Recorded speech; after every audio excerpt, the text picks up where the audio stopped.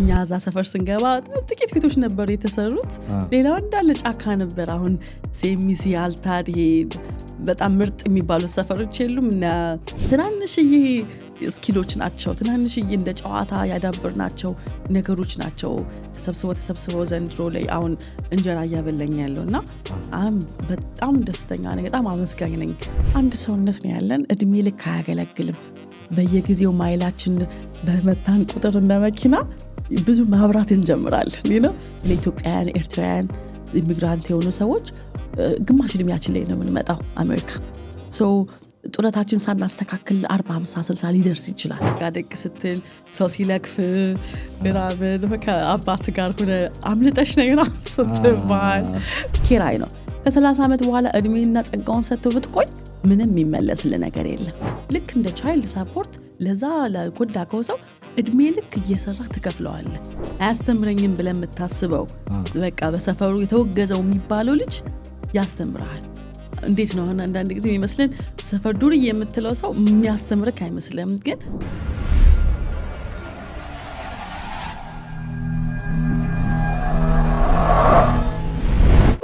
ሰላም ጤና ይስጥልን እንኳን ወደ ራስቢኒ ሚዲያ በሰላም መጣችሁ ዛሬ ለየት ያለች እንግዳ ይዘንላችሁ ብቅ ብለናል ዛሬ ይዘን የመጣ ነው በሲያትልና አካባቢው ላይ በሪል ስቴት እንዲሁም ደግሞ በላይፍ ኢንሹራንስ በኢንሹራንስ ላይ ብዙ ዕውቀትና ብዙ ልምድ ያላት ኤጀንት ናት እና ተመልካቾቻችን በዚህ ፕሮግራም ላይ በጣም ብዙ ጥያቄዎቻችሁ ይመለሳሉ የትም እንዳትሄዱ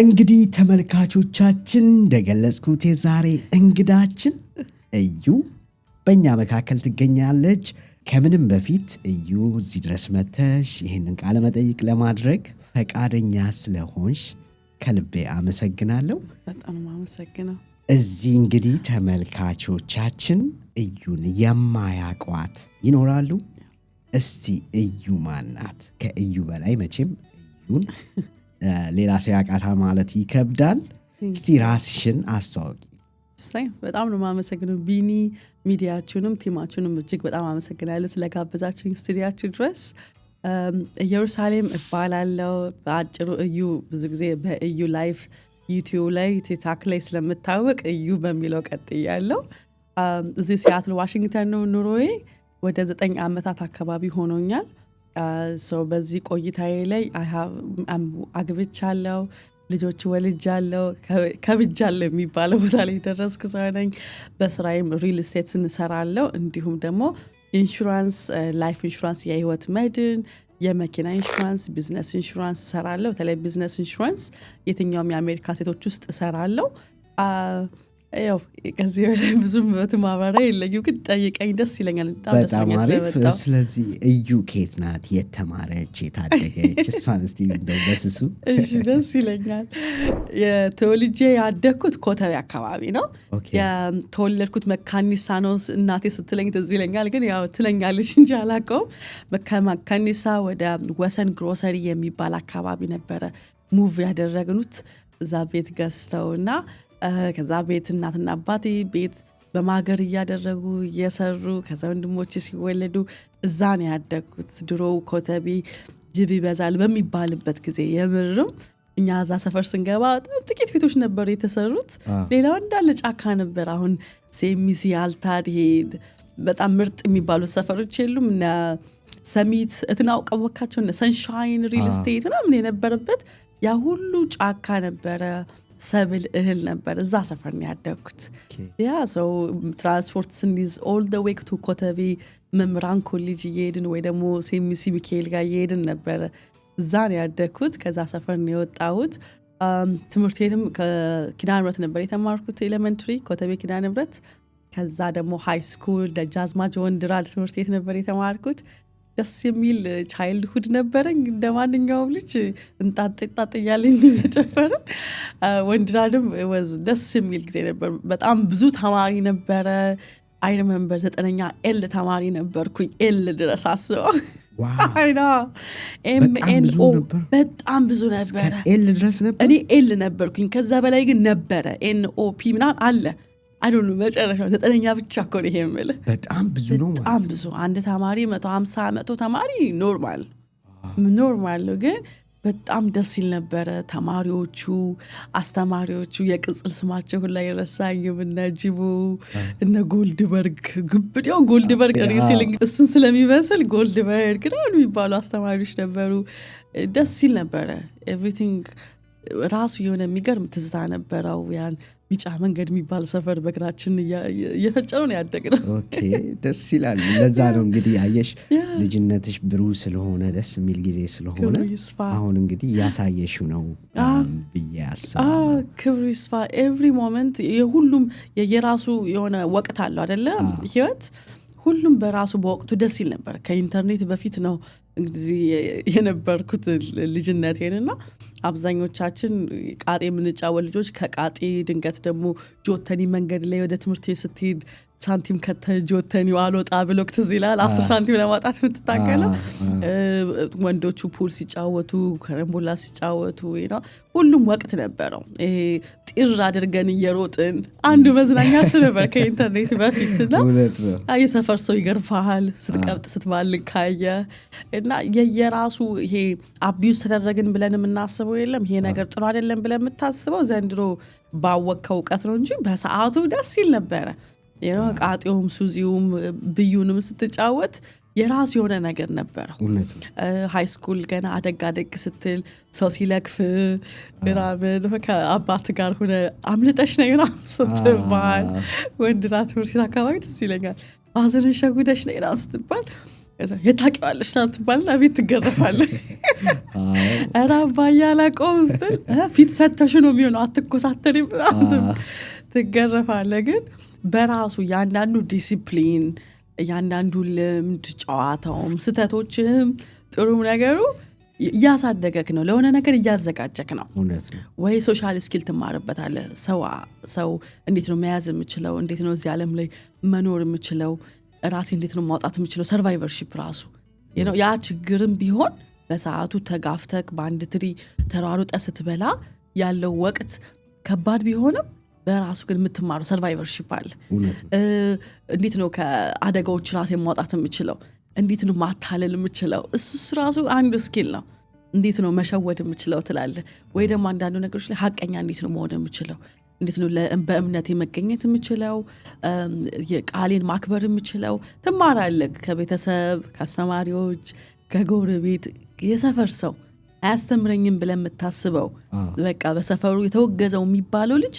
ያስተምራል እንዴት ነው አንዳንድ ጊዜ የሚመስለን ሰፈር ዱርዬ የምትለው ሰው የሚያስተምርክ አይመስልም ግን እንደዚህ ለኛ እንደዚህ ፎርፈው ምናምን ተማሪዎች ሲያገኝ ሰፈር ውስጥ የተፈራው ዱርዬ ጆሮን ይዞ ቆንጥጣ ያስተምራል ተፎርፍና ሁለተኛ ተው ከቱም በዚሁ ከቀጠልክ እንደኔ ነው የምትሆነው ትምህርትን ተማር ምናምን ብሎ አስፈራርቶ ያስገባል እና ኤቭሪ ሶሳይቲ ኤቭሪ ሜምበር ኦፍ ሶሳይቲ ውስጥ የነበሩት ሰዎች በሙሉ የሆነች አስተዋጽኦ ያደረጉት ነገር አለ እድገትክ ላይ እና ለካስ ለሁሉ ነገር ለመልካም ነው እያንዳንዱ ፌዝ ኦፍ ላይፍ የሆነ ነገር እያስተማሩኝ ነበርና ዛሬ ላይ አሁን ላይፍ ኢንሹራንስ ሰራለው በተለያዩ ቢዝነሶች ላይ ተሰማርቼ እየሰራው ነው ግን ዝም ብሎ ከመሬት አልመጡም ትናንሽዬ ስኪሎች ናቸው ትናንሽዬ እንደ ጨዋታ ያዳበርናቸው ነገሮች ናቸው ተሰብስበው ዘንድሮ ላይ አሁን እንጀራ እያበላኝ ያለውና በጣም ደስተኛ ነኝ በጣም አመስጋኝ ነኝ ለእያንዳንዷ ደቂቃና ሞመንት ህይወቴ ላይ አስተዋጽኦ ላደረጉ ሰዎች በሙሉ እንደዛ ይመስላል የኔ አስተዳደግ ባጭሩ በጣም ደስ ይላል ለዛ ነው እንደዚህ ሁሌ ፈገግተኛ ነሽ ሁሌ ደስተኛ ነሽና በጣም ደስ ብሎኝ እያንዳንዱ እንግዲህ የተደረገልን ነገር ማሰቡና በዛ መቀጠሉ አሪፍ ነው ብላለው በጣም ትክክል እና እንግዲህ በሲያትልና አካባቢ በሪል ስቴት እንዲሁም ደግሞ በኢንሹራንሱ ትታወቂያለሽ ዛሬ እንግዲህ ተመልካቾቻችን ከእዩ ጋር የምንወያየው ስለ ኢንሹራንሱ ይሆናል ማለት ነው። በሪል ስቴቱም በጣም ጥልቅ የሆነ እውቀት አላት። በዛም ዙሪያ ላይ በጣም ብዙ ሰዎችን እያገዘች ነው። እንግዲህ ተመልካቾቻችን በቀጣይ ፕሮግራም በሪል ስቴት ዙሪያ ላይ ብዙ ጥያቄዎች እዩን እንጠይቃታለን ማለት ነው። ስለዚህ ኮሜንት ላይ ያላችሁን ጥያቄዎች ትመልስላችኋለች ማለት ነው። እና እዩ በእስኪ ስለ ላይፍ ኢንሹራንስ እናውራ። ደስ ይለኛል በጣም። ላይፍ ኢንሹራንስ ምንድን ነው? ከዛን ጀምር እስቲ። ደስ ይለኛል። ላይፍ ኢንሹራንስ በተጠቃሚው ወይ ደግሞ እኛ ኢንሹርድ በምንለው እና በኢንሹራንሱ መካከል ያለ የፋይናንስ ውል ነው። ለምሳሌ እኔ እንደ በህይወት ያለ ሰው ለምሳሌ ብዙ ችግር ይገጥመዋል። መታመም አለ፣ መሞት አለ። መሞታችን መወለድ እንዳለ መሞት 100% እርግጥ የሆነ ነገር ስለሆነ እንደ ሰው ልጅ አንድ ነገር እንኳን ብሆን ቤተሰቦቼ የምወዳቸው ሰዎች ምንድነው የሚገጥማቸው? እኔ የሸፈንኩትን ነገር እንዴት ነው ሸፍነው የሚኖሩት? ፕላስ ብታመም ምንድነው የምሆነው? ለምሳሌ አንድ ሰው ቢታመም ብዙ ወጪዎች ነው አይደለ ቤት ውስጥ የሚያስቀረው። ያ ሰው በሚተኛ ሰዓት ሞርጌጅ አይቀርም፣ ክፍያ የምግብ አይቀርም፣ ኢንሹራንስ አይቀርም፣ የልጆች ትምህርት ቤት አይቀርም። እነዛ ሁሉ ወጪዎች ማን የሚሸፍናቸው ስንል የሆነ ኢንሹራንስ ከላይ ጣሪያ ከሌለን ወይ ደግሞ ዣንጥላ ከሌለን የሚሸፍነን እንጋለጣለን ለፀሐዩ ወይ ደግሞ ለከባዱ የህይወት እንጋለጣለን፣ የህይወት ፈተና እንጋለጣለን። ያ እንዳንጋለጥ ህመሙን ማስቀረት ባይችል ሞትን ማስቀረት ባይችል እንኳን ሞቱና ወይ ህመሙ የሚያመጣውን ውጤት ነው የሚሸፍንልን ማለት ነው ወጪያችንን። it's more close to ብዙ ሰው የመኪና ኢንሹራንስ ይረዳዋል አይደል? ለምሳሌ በወር 200 ብር ትከፍል ከሆነ መኪናክ ላይ አንድ ቀን አደጋ ቢደርስብኝ ሸፍኑልኝ ነው። ለምሳሌ የሚደርሰው አደጋ እግዚአብሔር አያደርስብንና አለ የተባለ ላምባርጊኒ መኪና ብትገጭ 2-3 ሰዎች ብትጎዳና ከስራ ብታስተጓጉላቸው ዲሰብሊቲ ላይ ብትጥላቸው መክፈል ይኖርብሃል። ኢንሹራንስ ከሌለ ዳኛ ያዝብሃል፣ ሱ ትደረጋለህ፣ ቤት ንብረት ይሸጣል። ኖት ኦንሊ ዳት ልክ እንደ ቻይልድ ሳፖርት ለዛ ለጎዳከው ሰው እድሜ ልክ እየሰራ ትከፍለዋለህ። ያ ሰውዬ ያጣውን ወርክ በአደጋው ምክንያት ያጣውን ገንዘብ ትከፍለዋለህ ግዴታ በፍርድ ቤት። ያንን ምንድነው የኢንሹራንስ ያለው ሰው ግን እዛ ሁሉ ክስ ውስጥ እንዳይገባ ያደርገዋል። ኢንሹራንሱ አንድ ቀን አንድ ነገር ብትሆን እኔ ከፍላለሁ ብሎ በየወሩ በሚከፍለው ክፍያ ምክንያት ከቨሬጅ ያገኛል ማለት ነው። ላይፍ ኢንሹራንስም just like that ነው። አሁን የምንከፍለው ክፍያ በሙሉ አንድ ቀን አደጋ ቢደርስብን ብንሞት፣ አንድ ቀን ብንታመም ይከፍለናል ብለን ነው። ያ ውሉ በህግ የተረጋገጠ ውል ነው። የተለያዩ ዶክመንቶች አሉ። የተለያዩ ለወደፊቱ የምጠይቃኝ ጥያቄዎች ስለሚኖሩ እሱ ላይ መልስላለሁ። ግን የተለያዩ ሪኳየርመንቶች አሉ። ቢትዊን ኢንሹራንስ ካምፓኒ እና ኢንሹርድ ሆናለሁ ብሎ ያሰበው ሰው የሚዋዋሉት ውል ነው ማለት ነው። ኦኬ በጣም በጣም ጥሩ አርገሽ ነው ኤክስፕሌን ያረግሽልን። አመሰግናለሁ ለዛ። የህይወት ላይፍ ኢንሹራንስ ማለት ነው ልዩነት አለው ወይስ ሁሉም አንድ አይነት ነው? እስቲ ምን አይነት የላይፍ ኢንሹራንስ አይነቶች አሉ? እሺ አመሰግናለሁ። የተለያዩ አይነት ላይፍ ኢንሹራንሶች አሉ። በዋነኝነት 3 አይነት ናቸው። አንደኛው የጊዜያዊ ላይፍ ኢንሹራንስ ይባላል። የጊዜያዊ ላይፍ ኢንሹራንስ የሚባለው አሁን ቃል ኪዳኑ ኢንሹራንስ ካምፓኒው የሚገባው ቃል ኪዳን በዛ ውሉ መሰረት ከአሁን ጀምሮ ለ10 ዓመት ከሆነ ከአሁን ጀምሮ በአመቱ ከሆነ የሚታደሰው የጊዜ ይባላል። የ20 ዓመት ከሆነ ወይ የ30 ዓመት ከሆነ እንደየምርጫክ ነው። ጊዜው ባጠረ ቁጥር ጊዜያዊ መሆኑ ባጠረ ቁጥር ኪራዩ ባጠረ ቁጥር ሂሳቡ ይቀንሳል። ለምሳሌ የአመት የምትዋዋል ከሆነ በየአመቱ ይታደስ ከሆነ የላይፍ ኢንሹራንስ የሚቀጥለው ዘንድሮ 35 ዓመት ከሆነ ቢኒሻ በሚቀጥለው ዓመት 36 ስትሆን እንደ 36 ዓመት ነው ማለት ነው የሚያድሱልህ። ያ ማለት ሂሳብ ጨመር ይላል። ቀጣይ ደግሞ 37 ስትሆን ጨመር ይላል። በአመት ነው ማለት ነው ቃል ኪዳናቸውን የሚያድሱት። በ10 ዓመት ሲሆን ለ10 ዓመት ቋሚ ነው ክፍያ። ዛሬ 35 ዓመት ከሆንክ እስከ 45 እስኪሞላ ድረስ አንድ አይነት ክፍያ ነው የምትከፍለው። እንደ 35 ዓመት ሰው ነው ኮንሲደር የምትደረገው። በመሃል ታሪክ ቢበላሽ ምን ለምሳሌ ማጨስ ብትጀምር ወይ ህመምክ አንድ ነገር ብትሆን አይጨምርም አይቀንስም። ለ10 ዓመት የ30 ዓመት ከሆነ ለ30 ዓመት ቋሚ ነው። 35 ዓመት የገባ ሰው 65 ላይ ያቆማል ማለት ነው። ያ የጊዜያዊ ላይፍ ኢንሹራንስ ይባላል። ልክ በቤት እንወያይ ስለሚገባን የተርም ኢንሹራንስ ማለት ልክ እንደ ኪራይ ቤት ነው። ትከፍላለህ። የምትከፍለው ክፍያ አስሎንጋስ እስከኖርክበት አይደለ ኪራይ ቤት የምትከፍለው እስከኖርክበት ድረስ ትከፍላለህ። ስትወጣ ትወጣለህ። ተርም ኢንሹራንስም ለ30 ዓመት ከገባ እስካለ ድረስ ፕሮቴክት ያደርጋል፣ ይጠብቅሃል። ብትታመም ይከፍልሃል። ሊቪንግ ቤኔፊት ያለው ወይ ደግሞ በቁመና የምትከፍለው የሚከፍልክ ድርጅቶች ጋር ብቻ ስለምሰራ ነው እሱን ሪፈር ማድረግ። ስትታመም ይከፍላል። በ30 ዓመት ጊዜ ቆይታ ውስጥ አንድ ነገር ሆነ ከዚች ዓለም ላይ ብትሄድ አይበለውና በዛ ወቅት ደግሞ ለምትወዳቸው ሰዎች ያንን ብር ያወርሳል ማለት ነው። በ30 ዓመት ቆይታ ውስጥ ኪራይ ነው። ከ30 ዓመት በኋላ እድሜና ጸጋውን ሰጥቶ ብትቆይ ምንም የሚመለስልህ ነገር የለም። that's why የሚሉት ተርም የሚሉት የጊዜያዊ ላይፍ ኢንሹራንስ ነው፣ ኪራይ በለው። ሁለተኛው የላይፍ ኢንሹራንስ አይነት ሆል ላይፍ ይባላል። የሙሉ እድሜ ላይፍ ኢንሹራንስ ነው። እሱ ደግሞ እንደ ቋሚ ቤትህ ማለት ነው። ለምሳሌ አንድ ቤት የገዛ ሰው ኪራይ እየከፈለ የሰውን ሞርጌጅ እየከፈለ አንድ ቀን ከሚያቆም ቤት የገዛ ሰው በየቀኑ ቢከፍልም አንድ ቀን ያ ቤት ከፍሎ ሲያልቅ ምን ያደርገዋል? ኦን ያደርገዋል አይደለ? የራሱ ያደርገዋል። ገንዘብ ካሽ ቫልዩ ይይዝበታል። ያን ቤት ሊበደርበት ይችላል፣ ብር ሊያወጣበት ይችላል፣ ሽጦ ሊያተርፍበት ይችላል። ልክ እንደዛው የቋሚ ላይፍ ኢንሹራንስ የምትከፍለው ክፍያ እንደ ካሽ ቫልዩ ይጠራቀማል። ቋሚውን አከፋፈል ነው ያለው፣ ክፍያው አይቀያየርም። ለምሳሌ ቢኒ አንተ ስትገባ የ200 ብር ትከፍል ከሆነ ሆል ላይፉ ላይ 200 ብር the rest of your life ትከፍላለህ። ነገር ግን ያ ብር ቋሚ በሆነ ወለድ ያድጋል። 3% 4% ጋራንትድ በሆነ መልኩ ያድጋል። ሰዎች ለልጆቻቸውን ኮሌጅ ለመላክ፣ ለሪታየርመንት፣ ለምሳሌ ለጡረታ ጊዜያቸው፣ ለኢንቨስትመንት አማራጮች ይጠቀሙባቸዋል ማለት ነው። ያንን ልክ እንደ ተርም ነው። ምን ያመሳስለዋል ከተርም ጋር? ተርምም ሆል ላይፍም ዩኒቨርሳልም ሁሉም ታክስ ፍሪ ነው ገንዘቡ። መንግስት ገንዘቡን ስንወርሰው ምንም አይነት ታክስ ሳንከፍልበት፣ ኢንካም ታክስ ሳንከፍልበት፣ እንዲሁም ፍርድ ቤት ሳንመላለስ፣ ምንም አይነት የሎየር ወጪ ሳናወጣ ቀጥታ ከኢንሹራንስ ከምፓኒው ወደ ተጠቃሚው ቤኔፊሻሪ ወይ ደግሞ ወራሽ የታደለው ሰው ያ የተሰጠው ሰው ቀጥታ እንዲወርስ ተደርጎ ነው የተሰራ። ገንዘቡ ታክስ አይደረግም ማለት ነው። ሶስቱም ይሄ ያመሳስላቸዋል። ሆል ላይፉ ላይ እና ካሽ ቫልዩ ያለው የቋሚው ላይፉ ላይ የሚለያየው ቋሚው ላይፍ ኢንሹራንስ የምትከፍለው ገንዘብ ከፍ ያለ ነው። እንዲሁም ሙሉ ዕድሜ ነው ከቨር የሚያደርግ።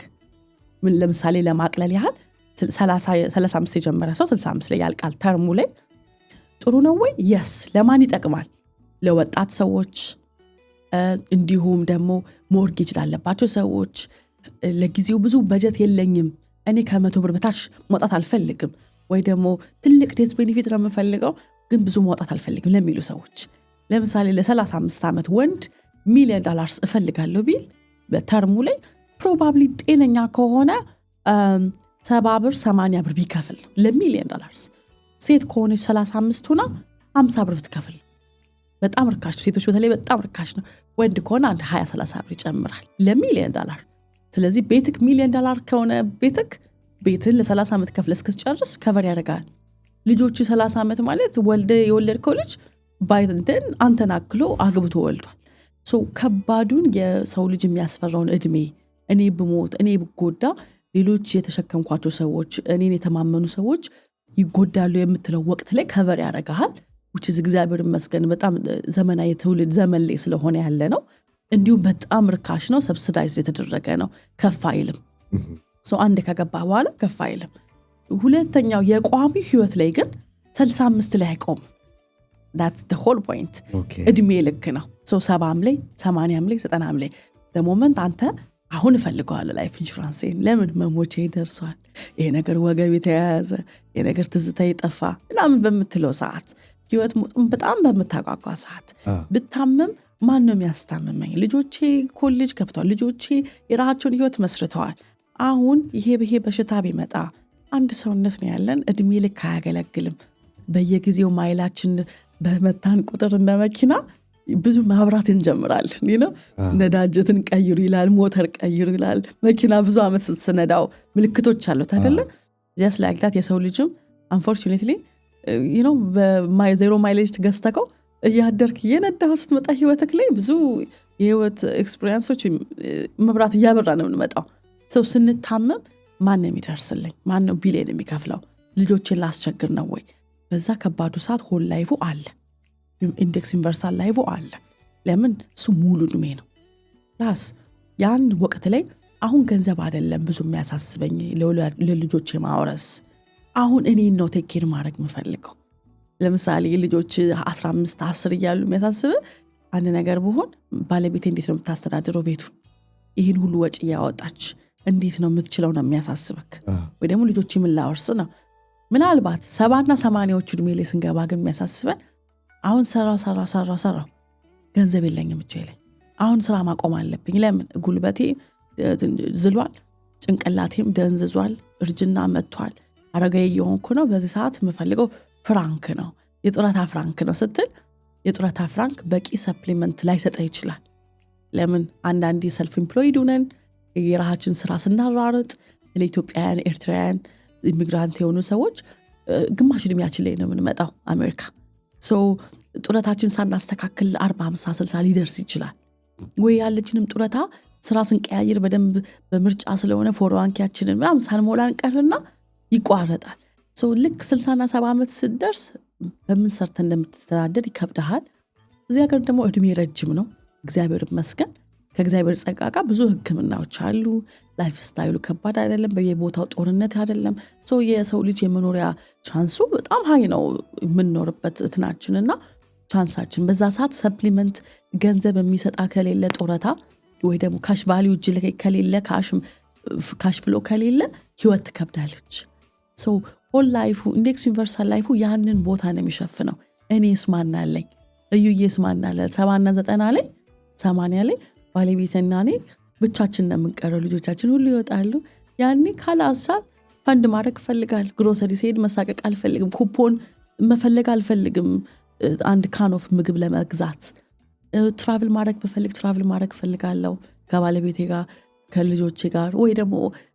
ማውጣት በፈልግ ተነስቼ ሸክላ ሰሪ ነው ከዚህ በኋላ መሆን እንፈልገው ብል የግድ ዋልማርት ስራ ፍለጋ መሄድ አይጠበቅብኝም ምሰራው ስራ ሊዋጥ ይችላል እያየከ ነው ዓለም እየተቀየረች ነው ድሮ ከዚህ ይሄን ስራ አያስጥለኝም ማንንም ያስጥለኝም ያልከው ስራ because of internet because of ወተኑ AI የሰውን ብዛት ኢንተለጀንት መብዛት እየበዛ በመጣ ቁጥር ስራ እየተዋጠ ነው የሚመጣው ሶ ዛሬ 30 40 ዓመት 50 ዓመት እኔ እናንተ የምንሰራው ስራ አሁን የምንሰራው ስራ ላይ ሆን ይችላል ስለዚህ አሁን በዚህ ጥሩ ዘመን ላይ ካሽ ቫልዩ ላይ ፍራንክ ካስቀምጥን በወለድ እያደገልን ከሆነ ብራችን ለወደፊቱ የምንመነዝራት ፍራንክ አለች ማለት ነው እሱ pretty much whole life-ን ከቨር ያደርጋል ኢንዴክስ ዩኒቨርሳል ላይፍ ደግሞ አንድ አይነት ነው ኦልሞስት ኮንሰፕቱ ልዩነቱ ኢንዴክስ ዩኒቨርሳል ላይፍ ላይ IUL ይባላል ባጭሩ የምንፈልገውን ያህል ኮንትሪቢዩሽን ማስቀመጥ እንችላለን ዘንድሮ 300 ብር ካስቀመጥኩኝ የሚቀጥለው አመት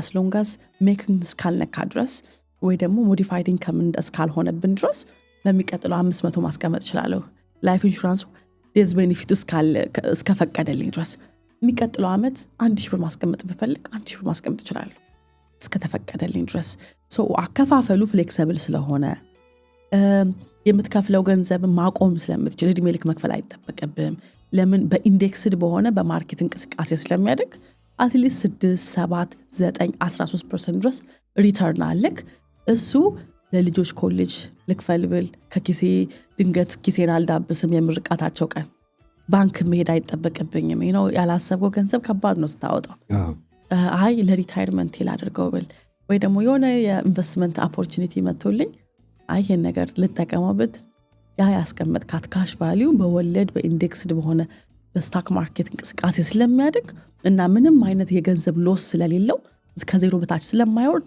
እድገቱ ደግሞ እስከ ጣሪያው ድረስ ስለሚያድግ ያ ካሽ ቫልዩ ተጠራቅሞ ያ የምፈልገውን ህይወቴን መቀየር የፈለኩበት ቦታ ላይ መቀየር ይችላል ማለት ነው ሶ ባጭሩ ተርም የኪራይ ቤት ለማለት ነው ትከፍላለህ ስትወጣ ትወጣለህ ፕሮቴክሽን ያደርጋሉ የኪራይ ቤት ይጠቅማል ነገር ግን ቤት መግዛት ይጠቅማል አይደል ለምን የምታወጣው ያንዳንዱ ክፍያ ወቤትን እየከፈለልህ ስለሚመጣ አንድ ቀን የራስክ ስለሚሆን ማለት ነው ሆል ላይፉ ደግሞ የራስ እንዲሆን ያደርገዋል ገንዘቡ ተጠራቅሞ ለፈለከው አላማ እንድታወለው ያደርጋል ማለት ነው በጣም I think pretty much ይሄን የሚያብራራ ይመስለኛል ግን በደንብ ነው ኤኒ ታይም ክላይንት በዚህ አጋጣሚ እየተመለከታችሁ ከሆነ ኮሜንት ላይ መጻፍ ትችላላችሁ ቸኩዩባችሁ ያልተረዳችሁት ነገር ካለ ኮሜንት ላይ ኢንተራክት ካደረጋችሁኝ ልረዳችሁ እችላለሁ በኋላም ደግሞ ስልኬን ስለማስቀምጥ ደግሞ ልደውሉልኝ ትችላላችሁ እሺ በደንብ ነው ያስረዳሽን ብዬ አስባለሁ። አመሰግናለሁ። እና ቅድም አሁን ስትናገሪ የወንድና የሴት የሚከፈለው ልዩነት አለው። ለምንድነው ያ የሆነው? እኛ ለምንድነው ሞር የምንከፍለው? ይሄ ፌር አይደለም። እኩልነት ከተባለ ለምን መሰለክ? ጥናት ነው የሚያደርጉት። ምንም ኢንሹራንስ ካምፓኒዎች ምንም ሁሉ ነገር ስታቲስቲክስ ነው የሚያዩትና ወንዶች ከሴቶች የተሻለ እድሜ የላቸውም ብሎ ያስባል። ሴቶች ረጅም ዓመት ትኖራላችሁ ተብሎ ይታሰባል። በውጤትም ደረጃ ብዙ ሴቶች ናቸው። አሁን ነርሲንጉን ብትሄድ ሴቶች ነው የሚሞሉት ከወንዶች ይልቅ። በእርግጥ የዛሬ 100 ዓመትን ስለሆነ የሚያዩት ከአሁን ጀምሮ እስከ 100 ዓመት ብዙ ጦርነቶች ወንዶችን ጨርሰዋል። ብዙ ላይፍ ስታይል ወንዶችን ነው የሚጨርሰው ከሴቶች ይልቅ። ለምሳሌ አንተና ባለቤት ወክ ብታደርጉ እንደው ባለቤቱ ባይተወይ ቆንጆ ነች፣ ባለቤትን ቢለክፉብህ ማን ነው የሚጣላው? እንዲህ ነው የምታይካ ምንድነው ከማንዱ ሳምቲንግ ነው ምትል ማን ነው የሚጣል? ወንዶች ሞር ለአደጋ ክልጡ ናቸው።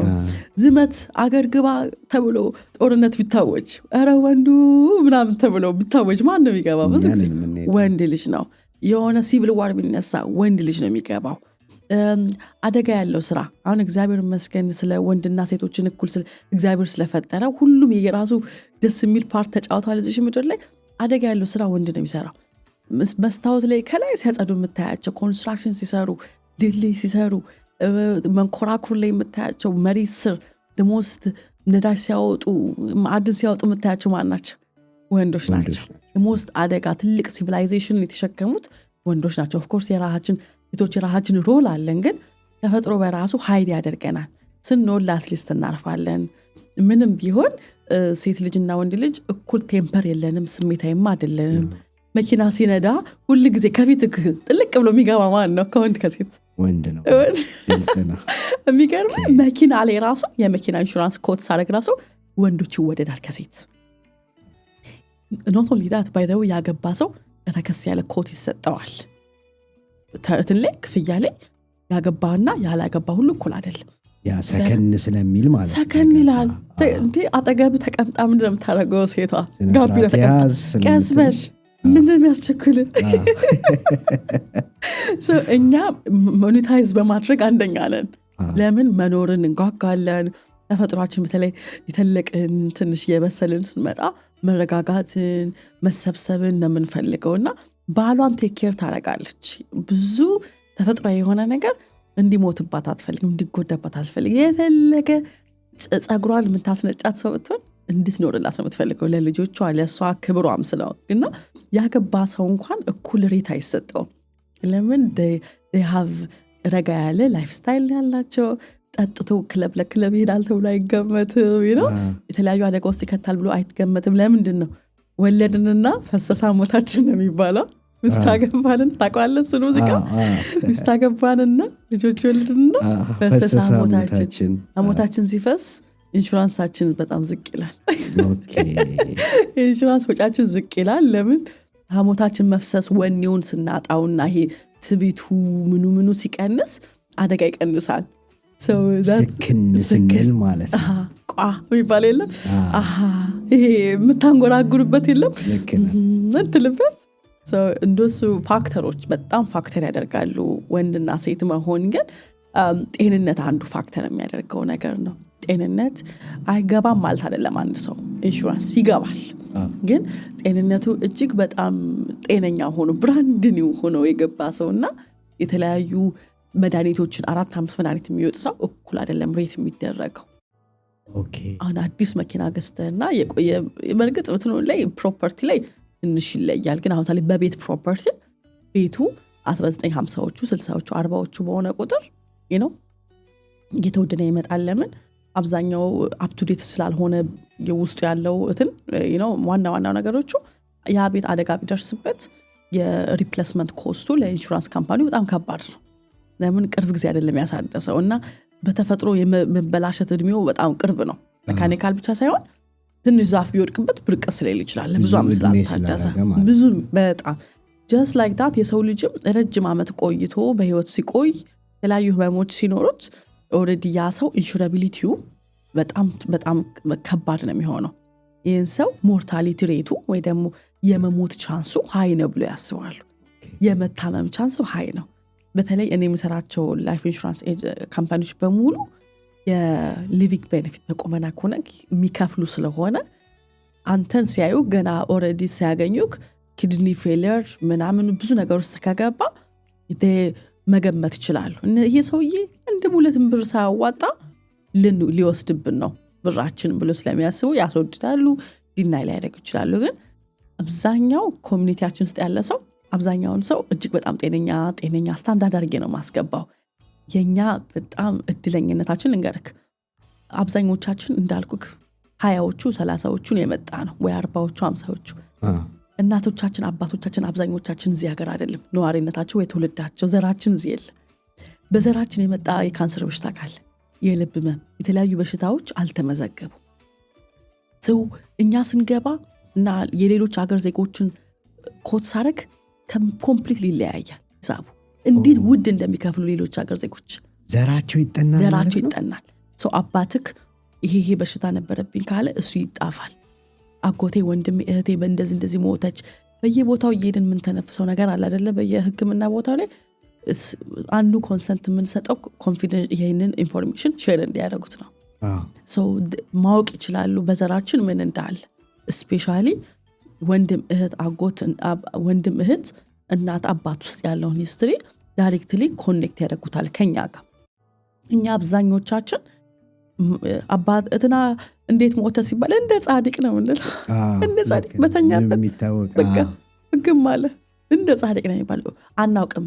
አኑሪዝም ገሎት ሊሆን ይችላል፣ ብሬን ቬዝሉ ፈንድቶ አናውቅም። የልብ በሽታ አገሎት ሊሆን ይችላል፣ ፕሬሸሩ ሊሆን ይችላል የገደለው።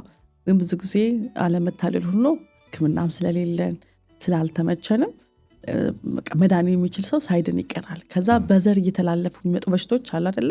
ለቤተሰብም አያውቅም፣ ልጅም አያውቅም። ልጅም ያንን ኑሮ ስታይሉን እንዳይቀይር አያውቅም። የአባቱን ያቆቱን የሀያቱን ሂስትሪ ስለማያውቅ ቀጣይ ጄኔሬሽን ላይ ይመጣል። ለምን ያው እንደምታውቀው ነው አብዛኛው ኢትዮጵያ ሄልዝ ኬር ኢንሹራንስም ስለሌለ ሰዎች ካልታመመን አንሄድም፣ ግደም ካልተፋን አለመታደል ሆኖ ችግር ሆኖብን እኛ እዚህ መተን ኢንሹራንስ እናመለከት በተቻለ አቅም ሌት አንሁን፣ አንቆይ። እያደር ነው የኛ የውስጣችን ነገር የሚታወቀው የሚመስለን። አሁን በየአመቱ አሁን ህክምና እናደርጋለን አኑዋል ቼክአፕ። አብዛኞቻችን ልባችን ቼክ አይደረግም፣ የብሬናችን ውስጥ ያለው ነገር ቼክ አይደረግም። ብዙ ጊዜ የኩላሊት ፋንክሽናችን ቼክ አይደረግም። ይደረጋል፣ ሽንት እንሰጣለን፣ ግን ስናት የዛን ያህል ዲፕ አይደለም። ኢሚዩን ሲስተማችን ብዙ የተርሚናል የሆኑ በሽታዎችን ቼክ አንደረግም። እና ብዙ ነገሮች ሳይበሩብን ብዙ ነገሮች ሳይወሳሰቡ መግባት ጥሩ ነው።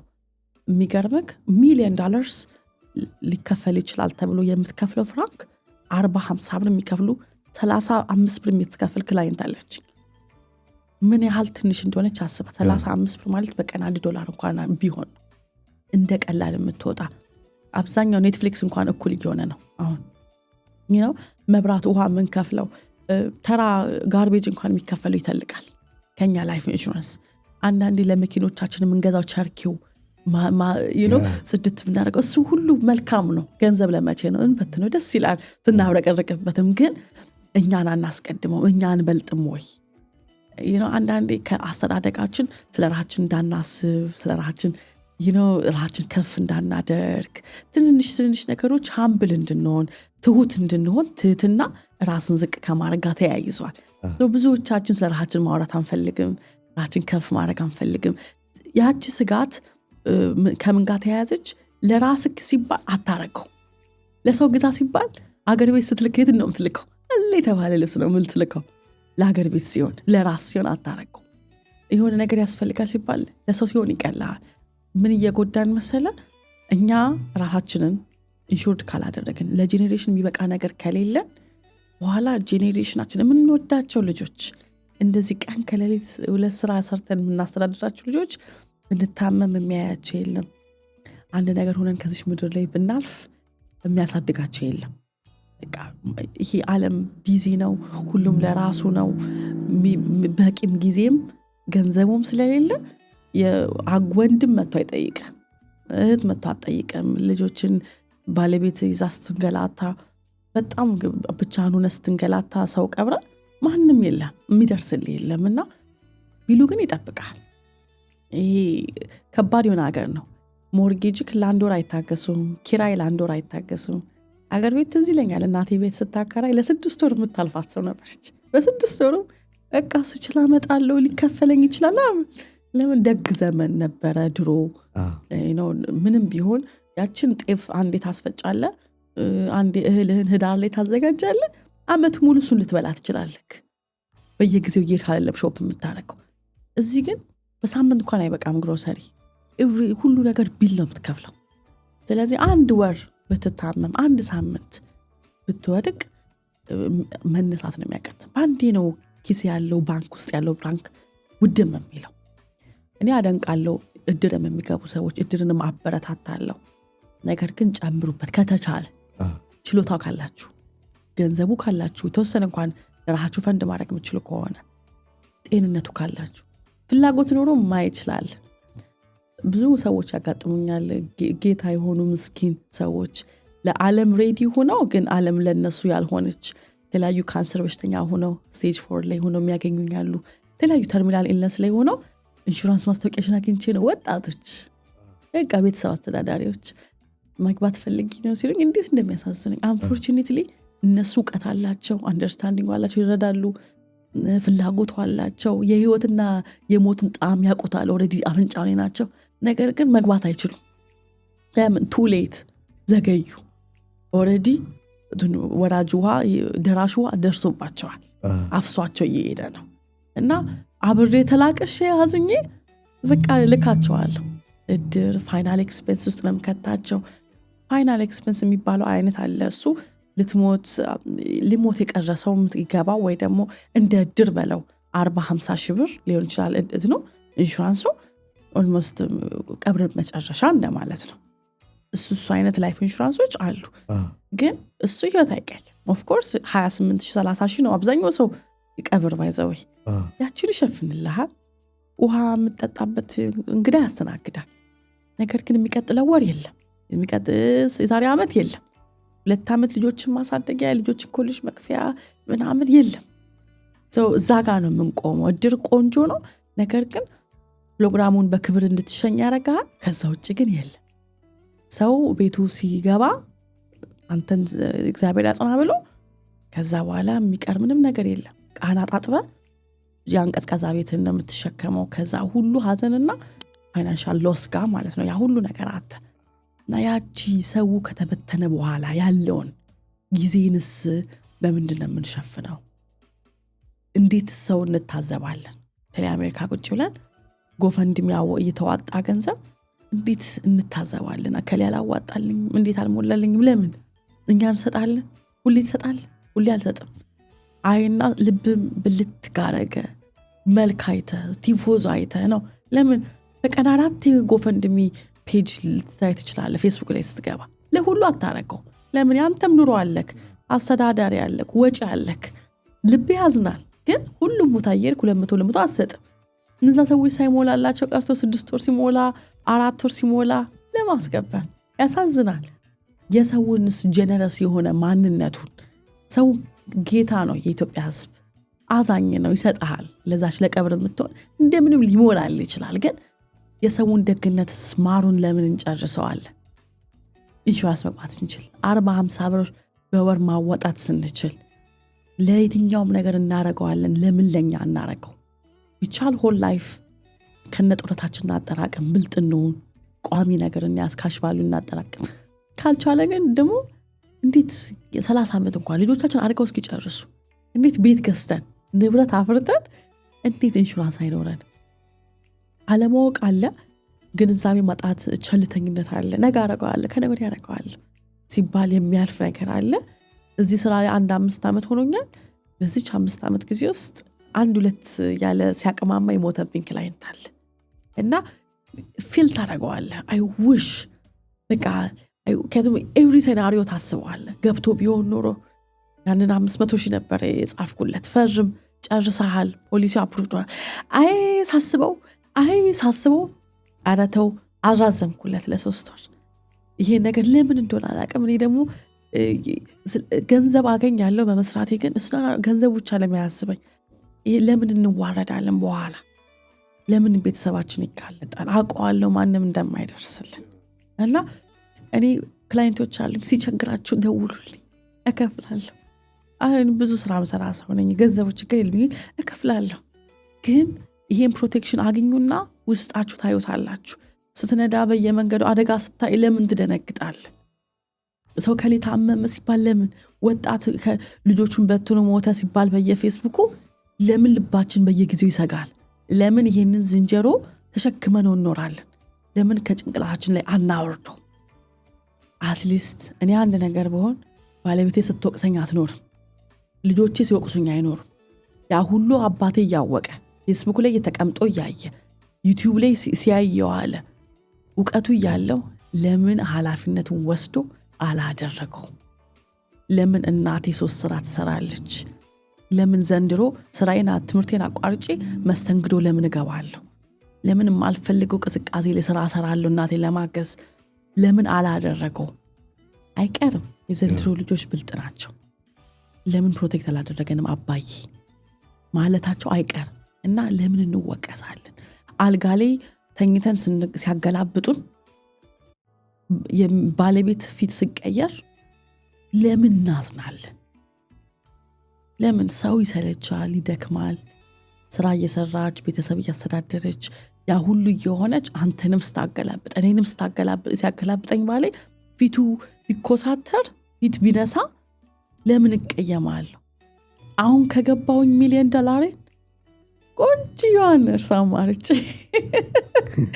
ነው እቺጋን የምፈልገው ብዬ ከነርስ አማርጬ ኬር ጊቨር አማርጬ ደስ ብሏት እያበላችኝ ለእኔ ብቻ ዲዚግኔትድ ሆና አያምጣው ከመጣ ምን ታመጣለህ አንዳችንም የእግዚአብሔር ጸጋ እኮ ነው ያኖረን እንጂ እዛ አልጋ ላይ የተገላበጠ ያለው ሰውዬ ታመመው ሰውዬ ተረግሞ አይደለም ኃጢአት ሰርቶ አይደለም ከኛ የተሻለ ሁላችንም ያውና ሚኒማይኒሞ ደረሰብህ ካለቀ ግን አትሊስት ለነሱ ሸክም ሳለው እንዲሁ በመታመሜ ድባቡ ቤቱ ያስጠላል ለምን ጉንፋን ሲይዝ እንኳን ደስ አትልም ይፈሰተል እንኳን አልጋ ላይ ተኝት ያን ሁሉ የቤቱን አጨልመከው ፋይናንስም አጨልማቸው በገንዘብም ዋይ ለምን በክብር አንኖርም ነው ገብቷል ከቱም we have money አሜሪካ ውስጥ የምንኖር ሰዎች ገንዘቡ አለን እንሰራለን አበሻ መለኛ ነው በዚህም በዛም ይላል ኢንጂነር ሆኖ ኡበሩን ላጥላጥ አድርጎ ይሰራል ፈትላ ትሰራለች ቤት ውስጥ በስርዓቱ ልብስ የምትሰፋለች እዛ ነርሲንግ እንኳን እየሰራች ስትመለስ ትሰራለች ስትመለስ አደልት ኬር ትሰራለች ወደዛ ስትሄድ ኬር ጊቨርነቷን ትሰራለች ብትማርም ባትማርም 2-3 ስራ እንሰራለን እንለፋለን ለቤተሰብ እንልካለን ለኛ ለፓርቲው አንድ ድግስ ማህበር ሲወጣ ምርቃት ሲወጣ እንደኛ ቸበርቻቸው የለም ዲኮሩ አይቀረን ምን አይቀረን ሜካፓችን እንደዚህ በሎዚና ይሰራችን ይታለ ሜካፕ ባይሎዚና ተሰርተን ምናምን ፓፓ ምንለው ግን ህይወትስ ሲሆን ብር እጥረት የለብንም እንለፋለን ግን ቁም ነገርስ አይደለ ወይ ሁሌ ፋሲካ የለም ፋሲካ በጠፋ ሰዓት መማት ወቅታችን ላይ በጣም በመንደክም ሰዓት ምንድነው የሚደርስልን የሚለውን ካሁኑ ፕሮግራም ካደረግን ግባ በለው ነው ሞትን አንዲ 10 አትሞትም አይደለ 9 ሞት ቢመጣ አንዱን ግባ በለው ሃይ ብሎ ከመጣ አሸወይና ለነበረን ጊዜ እናመሰግናለን ብለን በሰላም በስጦታ ሀብት አውርሰ ዘር ማንዘርን ባርከ እከሌኩ እንዲህ አይነት ሰው ነበረች ለዚህ መነሳቴ ምክንያት ነች ተብለን ማለፍ እንችላለን ገንዘብ ትርጉሙ ምንድነው መስጠት መለገስ ካልቻልክ የሰው ልጅ መሆን ትርጉሙ ምንድነው መለገስ ካልቻልክ ትዝታ ኮነን አንታይም ትዝታ ነን የሆነ ሰዓት ላይ ይሄ ሁሉ ቪዲዮ ከረጅም ዓመት በኋላ ልጆች ሲያዩት የለውም ትዝታ ነው ያለ ነው አይምሮ ውስጥ ነው ያለ ነው እና the last time ሰዎች የሚያስታውሰ በመለገስ ቢሆን ደስ አይልም ወይ ዛፍ እኮ ወድቆ ታየዋለህ እድሜ ልኩ ነው ሰዎች ይተላለፉበታል ይሻገርበታል ማዶ ለማዶ መኖሩን ታያል እኛ ግን የሰዎች ሚሞሪ ውስጥ ነው ያለ ነው ምን ታወሰው መሶብ ላይ ብር ሲዋጣለን ነው የሰው ኪስ እንገባ ነው አንተ ስታዋጣ ሚስትክ ምንድነው በራ ብዙ ብር ነው የምታዋጣው 200 ብር ለከለ የታቃታለ መባል ነው የምትፈልገው ሰው ቤት ያናጋክ ነው የሰጣው ልጆቻችን ለኛ ብር ሲያዋጡ ከሚስቶቻቸው ተደብቀው ከባሎቻቸው ተደብቀው መሆን አለበት? አንድ ሰው ሲመጣ ኪሱ መግባት አለበት? ይሽሩም ቢ how about we pay the respect? የነጮችን አባባል ታውቃለህ? let's pay the respect ይባላል። pay the respect ለአክብሮት ነው የምትሄደው፣ አክብሮት ለመስጠት ነው እንጂ ብር ለመስጠት አይደለም። እንደዚህ ካሁኑ ካልነቃን ተራችን ሳይመጣ ሳይንኳኳ እንዲህ ባማረብን በወቅታችን በሆነ ሰዓት ቢሆን ጥሩ ነው ከአራይፒያችን በፊት። ምክንያቱም unfortunately ዘላለም አንኖርም፣ አይቀርም። አናስበውም እንጂ ኤቭሪዴይ ያው ጫነው ህይወታችን። ሞትን አናስታውስ፣ እንደምንሞት እናውቃለን ግን አናስበው። ብናስበውና ግንባራችን ላይ ብንጽፈው ኑሮንም ታጣጥማታለን።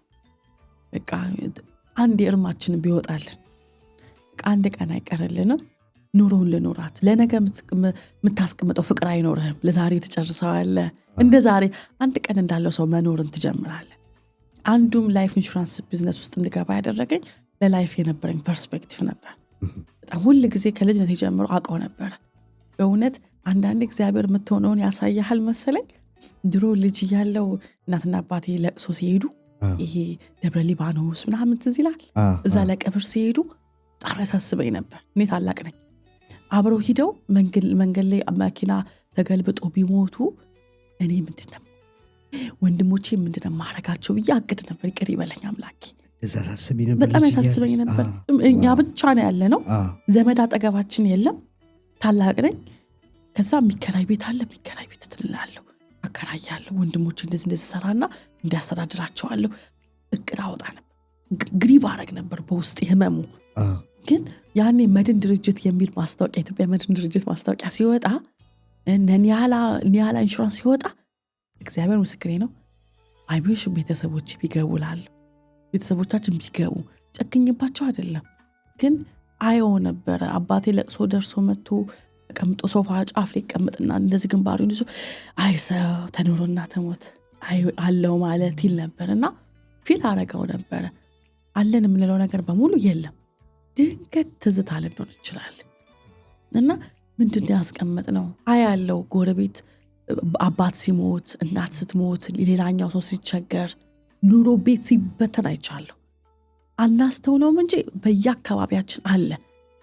ደግነቱ እግዚአብሔር ይሄን ምድር ባላንስ አድርጎታል። በአንድ ቀን ሁላችንም አይፈጀንም። ነው ልክ እንደ ሴሪያል ኪለር ዝልና አንዱ ጋር ይገባል። ደግሞ ሰፈሩ ጸጥ ይልና ሞት የለም እንዲ የለም ስትል እዛኛው ቤት ደግሞ ይመጣል። ከራሳከው በኋላ ደግሞ ይመጣል። ላይክ እንደ ድንገት ነው ብድግ የሚያደርግ ቼዝ ጨዋታ ነው። we don't know የኛ ቼዝ ኮይናችን መቼ እንደምትበላ እና እንድንዘናጋ ያደርገዋል። ግን በዛው አጋጣሚ ግን ህይወትንም ጣም እንዳናይ ያደርጋል። ያቱም ብዙዎቻችን አለን ብለን ስለምናስብ ነው ስለ ላይፍ ኢንሹራንስ ማናስበው። ዘላለም ምንኖር ይመስለናል። ብንኖር በአባቴ ደስ ይለኝ ነበር፣ ግን አንኖርም። ዘሞመንት ዘላለም ላልኖር እችላለሁ። የኔ ህይወቴ ላይ ጥሩ ውሳኔ አለመወሰን፣ ልጆችን ፕሮቴክት አለማድረግ፣ ባሌን ፕሮቴክት አለማድረግ ለወደፊቱ ዋጋ ያስከፍላቸዋል። ሞቼ ያስወቅሰኛል፣ ታመሜ ያስወቅሰኛል፣ እኔም ራሴን ወቅሳለሁ። እና እንደዚህ ቆንጆ ሆኖ ዘላለም መኖር የለም። ማይሌጃችን እየሄደ 40 50 60 80 እያልን እዛም ካደረስን በጸጋው ነው ላንደርስም እንችላለን። ለሚመጣው ነገር ኃላፊነት ወስደን መግባት፣ ከዛ ባመጣውና በረከታችን ቢበዛ እሰየው፣ ግን አይተወንም። አይቀርም። ቀልድ ልንገርማ፣ የድሮ ቀልድ ነሽ። አንድ እትን ነበረች፣ ትልቅ ማሆ የነበሩ እትን ያሉ የመነኮሱ ናቸውና ልጃቸው እየሄደ ይጎበኛቸዋል እና ሲጸሉ እየቆጠሩ አምላኬ ሆይ ሲጸልዩ ማለት ነው በክረምት አታርገው ለቅሶዬን፣ ቀብሬን በክረምት አታርገው፣ ሞቴን ሰው ይንገላታብኛል፣ ዝናቡ ይጎዳቸዋል እያሉ ይጸልያሉ። እና ይሄ ልጅ ያያል፣ ይሄ ልጅ ተንከሲስ አይደል? በበጋም ሲሄዱ የጸልዩ በሞቴን በበረሃ በዚህ በፀሐይ አታርገው፣ ሰው ይንገላታብኛል፣ ፀሐይ ይጎዳቸዋል። ልጁ ይመጣና እንዴ ማማ እና ማቸ ልትሞቺ ነው በሚጥሩ ተሳይ ቢተወኝስ ጭራሽ ቢረሳኝስ እውነታቸውን ነው። ቢረሳኝስ እና አይውሽ ብንረሳ የሆነ ቀተብሰብ አድርጎ ቢረሳን ግን አንረሳም። ምክንያቱም መንግስተ ሰማያት ተመኝተናል። መውጫው አንድ መንገድ ነው። እቺ መውጫ አለ፣ መግቢያ አለ፣ መውጫ አለ። ላይፍ ላይ መጀመሪያ መጨረሻ የሌለው እግዚአብሔር ብቻ ነው። ስሙ የተባረከውን እግዚአብሔር ይመስገንና ከወዲሁ ስታረገው ግን ክብር አለ፣ በዲግኒቲ ይሆናል፣ በክብር ይሆናል። ያለንንም ህይወት እንጆይ እንድናረገው፣ እንድናጣጥመው፣ ፕሬዘንት እንድንሆን፣ አሁን ላይ እንድንኖር ያደርገናል። እና ብዙ ጥሩ ፋክተር አለው። እስካሁን ኢንሹራንስ አስገብቻቸው ምን ስት ያስገባሽኝ ያለኝ የለም። ቴንኪው ነው የሚሉት። እግዚአብሔር ስጥሽ፣ አረፍኩኝ፣ ውስጤ ረፍት ተሰማኝ። በቃ ሀሳባቸውን ጣሉ። እግዚአብሔርን አለማመን አይደለም ኢንሹራንስ መግባት ማለት፣ ማመን ነው። ቃል ኪዳንክ ሊፈጸም ግድ ይላል፣ አምናሃለሁ። ራሴን ልጠብቅ ነው፣ ቃል ኪዳን ሊፈጸም ግድ ይለኛል። እየፈተን ነው አይደለም፣ መፈተን ነው። እግዚአብሔርን መፈታተን ነው መጥፎ። አንድ እግዚአብሔር ያውቃል ብለክ ዝም ብለህ ስትኖርና 4-5 ልጆች ወልደክ ብዙ ንብረት ዕዳ ስትገባ ያሳዝናል። ለምን? እየፈተን ከሆነ አንድ ነገር ብትሆን ልታማርር ነው፣ ስሙን ልታነሳው ነው። የተከበረ ስሙን በየቦታው መጎተት የለብህ። ግን ራስን ፕሮቴክት ስታደርግ፣ ለምሳሌ ልብስ ትለብሳለህ አይደለ? ለብርዱ ለምን? እግዚአብሔር አለ ብለክ በዚህ በቅዝቃዜ ዝም ብለህ ራቁትን አትሄድም። ለምን? ራስን መጠብቃለህ። በሰው ልጅ ይቺ ምድር ዶሚኔት እንድናረጋ ስልጣን ተሰጥቶናል። የፈለግነውን ያቻሻችን እንድናረግ በእግዚአብሔር ፍቃድ። እኛ ራሳችን ካልጠበቅን ቲታነስ እንዳለ ስለምታውቀው ዝም ብለህ ብረት ላይ አትራመድም አይደለ?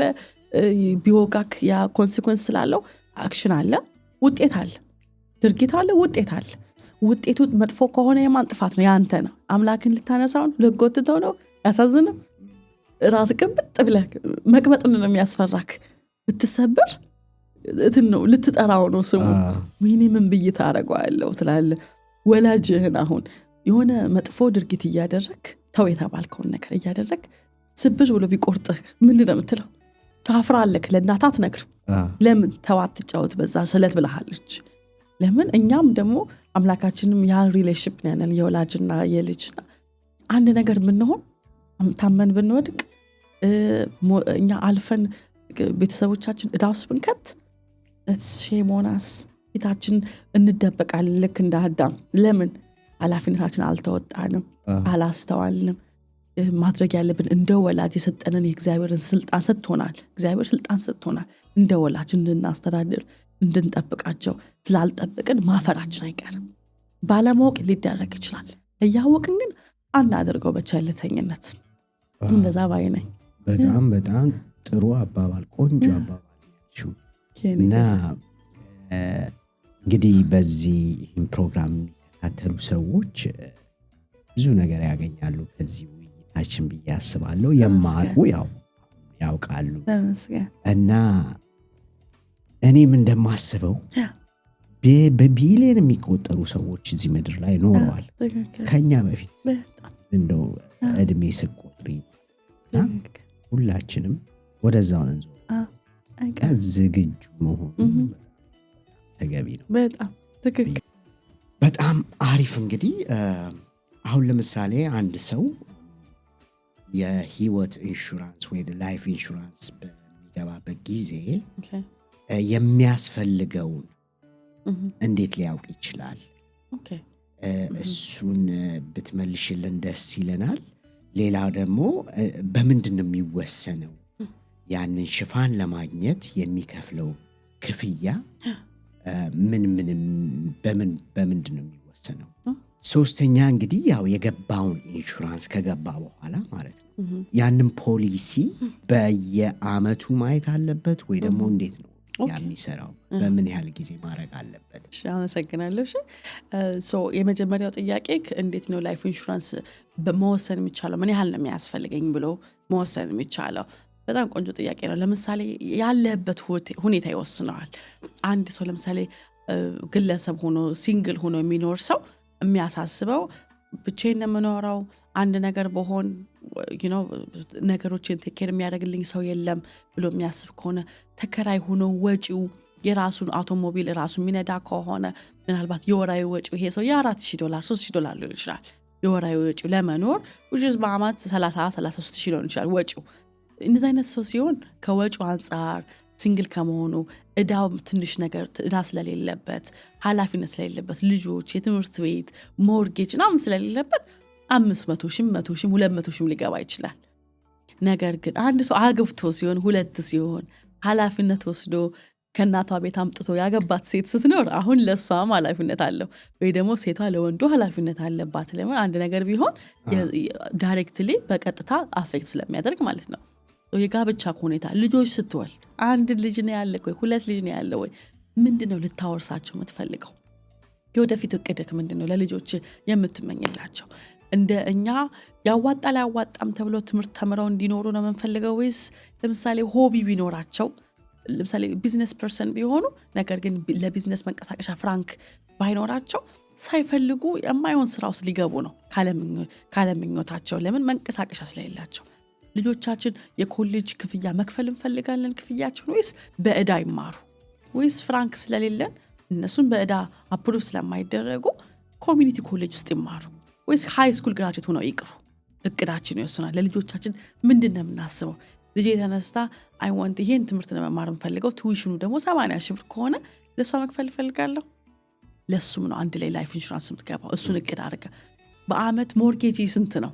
በወር የምትከፍለው ሞርጌጅ 4,000 ብር 5,000 ብር እንደየቤትክ ሊሆን ይችላል 3,000 ብር ሊሆን ይችላል። በአመት ስንት ነው? 2 አመት 3 አመት ብታመም መክፈል ይችላል ወይ ላይፍ ኢንሹራንስ? 100,000 ብር ከገባክ የመጀመሪያው አመት ላይ አለቀ ብርክ። ለምን 50,000 ብር ሰጠክ? እንደ ክሮኒክ ኢልነስ ከባድ በሽታ ክሮኒክ ኢልነስ ክሪቲካል ኢልነስ ተርሚናል ኢልነስ እያለ ነው የሚከፍለ። ረጅም አመት የሚያቆይ ከሆነ በአመት ማክሲመም እስከ 24% የዴዝ ቤኔፊት 24% ድረስ ነው የሚከፍለ። 100,000 ካለ ከ24,000 ብር ማለት ነው። 24,000 ብር አጠቅምም። ስለዚህ የዴዝ ቤኔፊት ትንሽ ነች ማለት ነው። የሰው ልጅ በጣም ሰፊ ስለሆነ ምጥቁ ስለሆነ በብዙ ነገር ላይ ሰፊ ስለሆነ በታችን የምንነካው በተቻለ አቅም እዳዬ ምን ይመስላል? ሞርጌጅ አለብኝ ወይ? ትልልቅ እዳዎች አሉብኝ ወይ?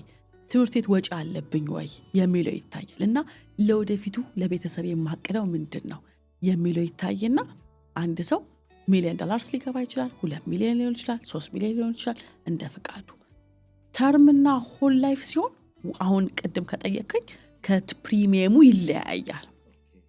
ለምን ተርሙ ላይ $1 ሚሊዮን ልፈልግ ብትል በጣም በትንሽዬ ብር ታገኛለህ። ብዙ ጊዜ የማይመጣጠን 10%ን እንኳን አትከፍልም 30 ዓመት ሙሉ $1 ሚሊዮን የማይመጣጠን ነው። እነሱ የሚገቡት ሪስክ በጣም በጣም ሃይ ነው። ካምፓኒው ኢንሹራንስ ካምፓኒዎች ከኛ ይልቅ ተስፋቸው ምን መሰለክ? ብዙ ሰዎች እየከፈሉ ሳይወስዱ ይኖራሉ፣ ሳይሞቱ ሳይታመሙ እድሜውን ያልፋሉ ብሎ ተስፋ ስለሚያደርግ ሪስክ 2% 3% ነው ትሞታለህ ብሎ የሚገምተው ሲያስገባክ ብሎ ልክ ልታልፎት ይችላል። አሸወይና ለአንተም ለካምፓኒውም ለምን ደጌት ኪፕ ገንዘቡን ኪፕ ማድረግ ስለሚወስዱት ማለት ነው። ሆል ላይፍ ላይ ኢንዴክስ ዩኒቨርሳል ላይፍ ላይ ግን ስንገባ አንድ ሰው $1 ሚሊዮን ከቨሬጅ ፈልጋለሁ ቢል በዛች አሁን ባልኩክ 70-80 ብር ብቻ ይገላከል። እንደየእድሜው 700 500 1000 ብር ሊከፍል ይችላል በወር። ለምን ሆል ላይፉ ላይ እድሜ ልክ ነው ካቨሬጁ። እነዚህ ካምፓኒዎች አያመልጡም ካለ መክፈል። ለምን የሰው ልጅ ዘላለም አይኖር። 30 ዓመቱ ላይ 30 ዓመት ልተርፍ ትችላለህ። ትንሽ ፐርሰንት ነው ቻንሱ የመሞቻክ። ሆል ላይፉ ላይ ግን አይቀርም። አንድ ቀን አንገታቸውን ይዘህ ትቀበላቸዋል። ስለዚህ ስለማይቀር ወጪውን ያጋሩሃል ቀድመው። ስለዚህ የምትከፍላቸው ክፍያዎች ከፍ ይላሉ። ነገር ግን ጥቅሙም ደግሞ ከፍ ያለ ነው። እንዳከፋፈልና የምታገኝ ይባላል you get what you paid። ስለዚህ ሁለተኛው ላይ የሆል ላይፉ ላይ ከፍ ይላል ትልቅ ሲሆን ዴዝ ቤኔፊቱ። የካሽ ቫልዩ ያለው ላይፍ ኢንሹራንስ ኢንዴክስ ዩኒቨርሳል ላይፍ ኢንሹራንስ ዋና ጥቅሙ ሙሉ ጊዜ ላይፍ ኢንሹራንስ እንዳለ ሆኖ በወለድ እንዲያድግ ነው። ገንዘባችን አይከስርም፣ ከዜሮ በታች አይወርድም። ለምን ካምፓኒው ፕሮቴክሽን ያደርግላል። ፍሎር ዜሮ ፍሎር ያለ ገንዘብ ሲዋለድ የነበረው ገንዘብ ይቆልፋል እንጂ ከዜሮ በታች አይወርድም። ዘንድሮ 7% ካደገ 7% ከሆነ ሪተርናችን ከብራችን ላይ ዘንድሮ 7%ችን አገኘን። የሚቀጥለው ዓመት ከዘንድሮ ከገንዘባችን ከወለዳችን ጋር ኮምፓውንድ ነው ተጣብቆ በሚቀጥለው ዓመት 10 ካደገ ፍሎራችን 10 ከሆነ በ10 ይባዛል። ቀጣይ ዓመት አያደርገውና ዜሮ ቢገባ ኔጌቲቭ 10 ቢገባ ገንዘብ ኔጌቲቭ 10 አይገባ ቆልፎ ይቀመጣል። በእግዚአብሔር ይመስገን የአሜሪካ ኢኮኖሚ 1 ዓመት ቢወድቅ ነው በቀጣዩ በትልቁ ይነሳል። ሲነሳ አሁንም አቬሬጁን የትኑን ታገኛለህ ማለት ሪተርኑ ኤኒቲንግ ከፍል ከጣሪያው በላይ ካምፓኒው 20 ካደገ S&P 500 ስታክ ማርኬት 20 አታድግም። እዚህኛው ላይ ስታክ ማርኬት አይደለማ ላይፍ ኢንሹራንስም ስለሆነ ጣሪያው 13 ከሆነ 13 ነው የምታገኝ። ሲወድቅ ግን ካምፓኒው ወይ ደግሞ ትልልቅ የስታክ ማርኬቶች የአሜሪካ ኢኮኖሚ ሲወድቅ አብረህ አትወድቅም፣ ያለህ ይቆለፋል። ሴፍ ሆነህ ታድጋለህ። ነገር ግን እድገት እንደ ኢንቨስትመንት እንደ ስታክ ማርኬት ላይ ኢንቨስት እንደማድረግ ዳይሬክትሊ አይደለም። ዳይሬክትሊ ስታክ ማርኬት ላይ ፓርቲሲፔት ስታደርግ ገንዘብን እንደ ቢግ ቦይች አክት እያደረክ ነው ከነ ትልልቅ ካምፓኒዎች ጋር ሲያድጉ ታድጋለህ፣ ሲወድቁም ትወድቃለህ። ኮንሲኩዌንሱንም ችለከው ውጤቱንም ችለከው ነው የምትገባው። እዚህኛው ላይ ግን ላይፍ ኢንሹራንስ አለ። ታክስ ፍሪ ገንዘብ ነው የምታገኘው ከላይፍ ኢንሹራንስ። ብትታመም ከላይፍ ኢንሹራንስ ገንዘብ ትወስዳለህ። ብትቆይ ደግሞ ኮምፓውንድ ያደረገ ሴፍ የሆነ ካሽ ቫሊው ያድግልሃል ማለት ነው። 3 ነገሮች በአንድ ድንጋይ ነው የምትመታው። ሁሉም የራሱ ጥሩ ጎን አለው። ስታክ ማርኬት ጥሩ አይደለም እያልኩ አይደለም። 401k ለሪታየርመንት ማጠራቀም ጥሩ አይደለም እያልኩ አይደለም፣ ጥሩ ነው። 401k ከአዩኤል ጋር ተመሳሳይ ነገር አለው። 401k ከመስሪያ ቤቶች ኦፈር የሚያደርጉ ነው።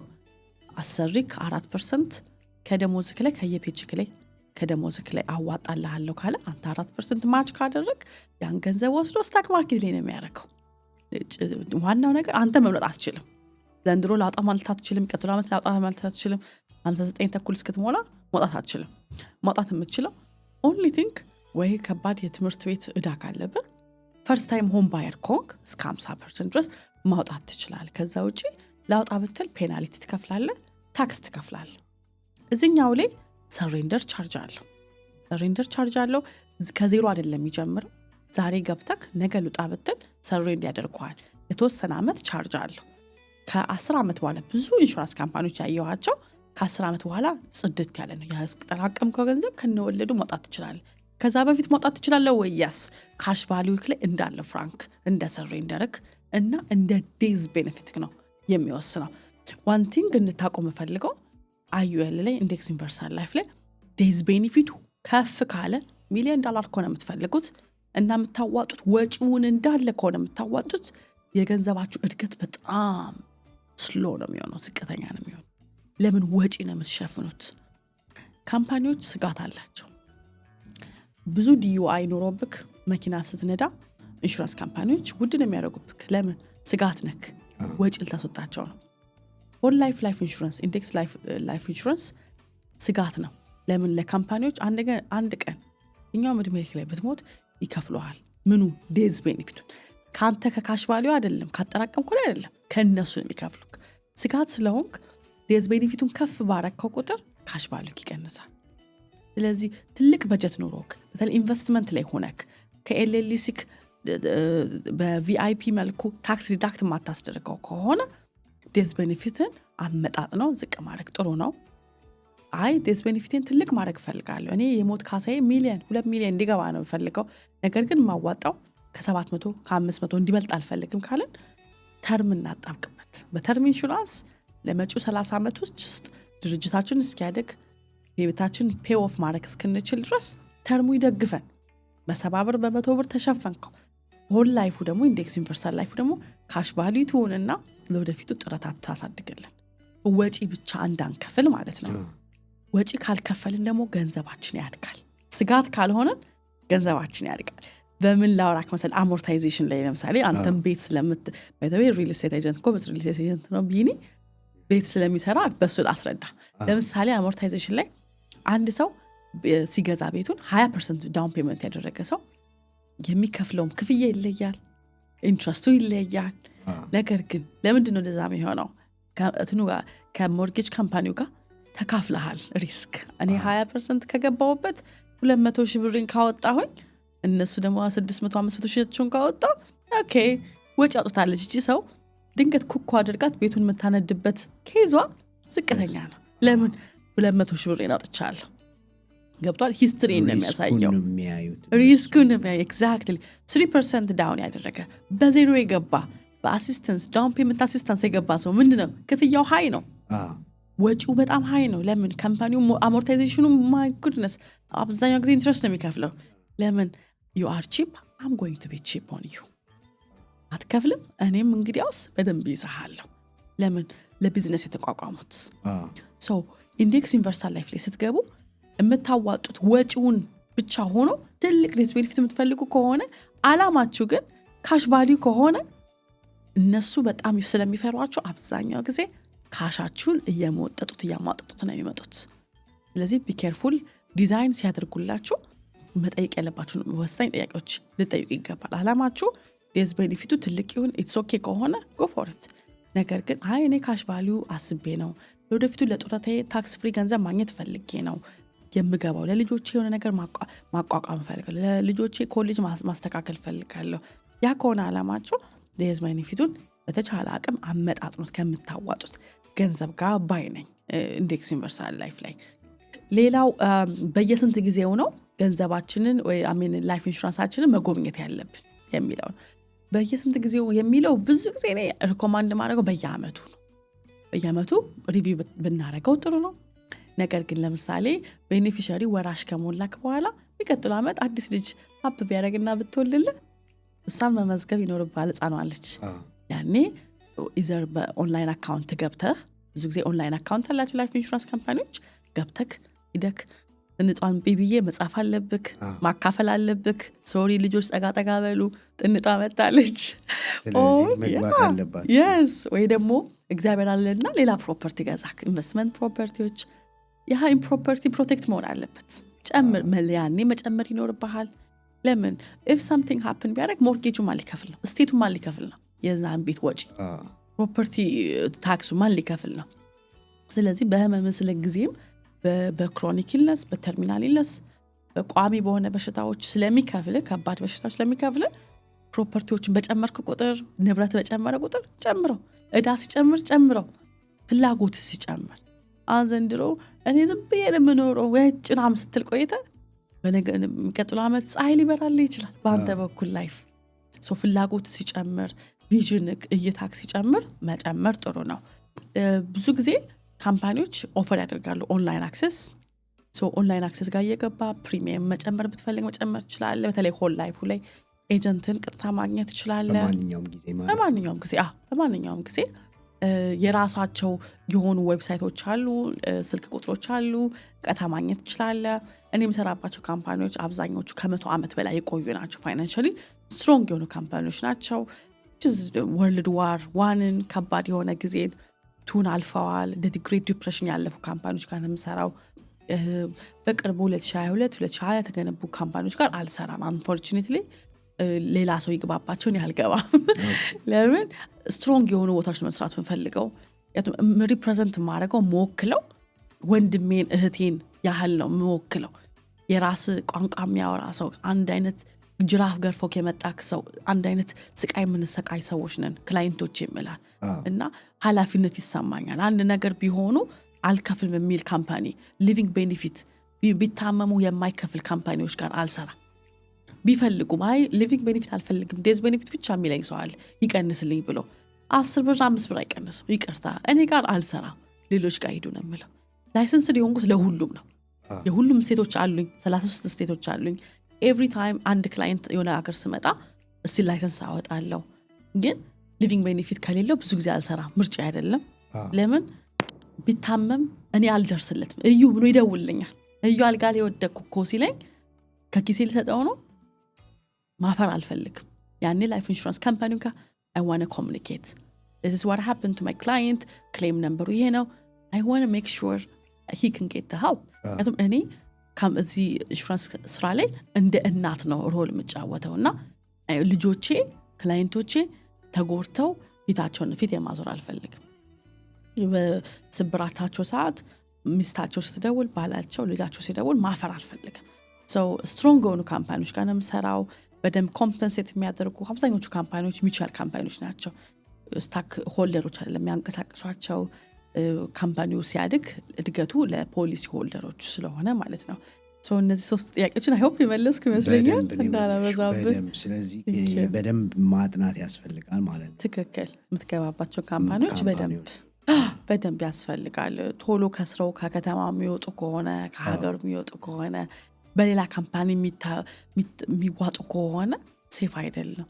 ምክንያቱም የዛሬ 20 ዓመት ብታገኝ 60 ዓመቴ ላይ ምናምን ነው 70 ዓመቴ ላይ እና ድርጅትሽ ከስሯል ብትለኝ ከማን ሰምባዲ I can't find ያንን እድሜ አላገኘውማ ዘንድሮ so I want to make sure this is strong stable serious ነገር የሰው ቤተሰብ ነው ዋርካ ነው አንድ ቤተሰብ ማለት ብለው ዋርካ ክብር አለው አይደለ ሸንጎ የምትቀመጥበት ነው ቤተሰብ ትልቅ ቁም ነገር ነው አንድ ሰው መጥቶ ላይፍ ኢንሹራንስ ገባለው ሲል ትልቅ ቁም ነገር ነው I want to make sure የሆነ ቦታ ላይ ማድረጊን በቃ በደንብ ተከበረበት ማያስብበት የማይሰጋበት በየጊዜው ፕሪሚየም ጨመረ አልጨመረ ተሸጠ አልተሸጠ የማይልበት ቦታ እንዲገባ ነው ምኞቴ ማላፍርበትና ሰው ሁሌም እኔም ባትመርጡኝ ሌላም ጋር ብትሄዱ ሊቪንግ ቤኔፊት ያላችሁ ጋር ብቻ ግቡ 5 ብር 10 ብር ዲፈረንስ የላቸው ግን የሚሰጠው ጥቅም አይደለም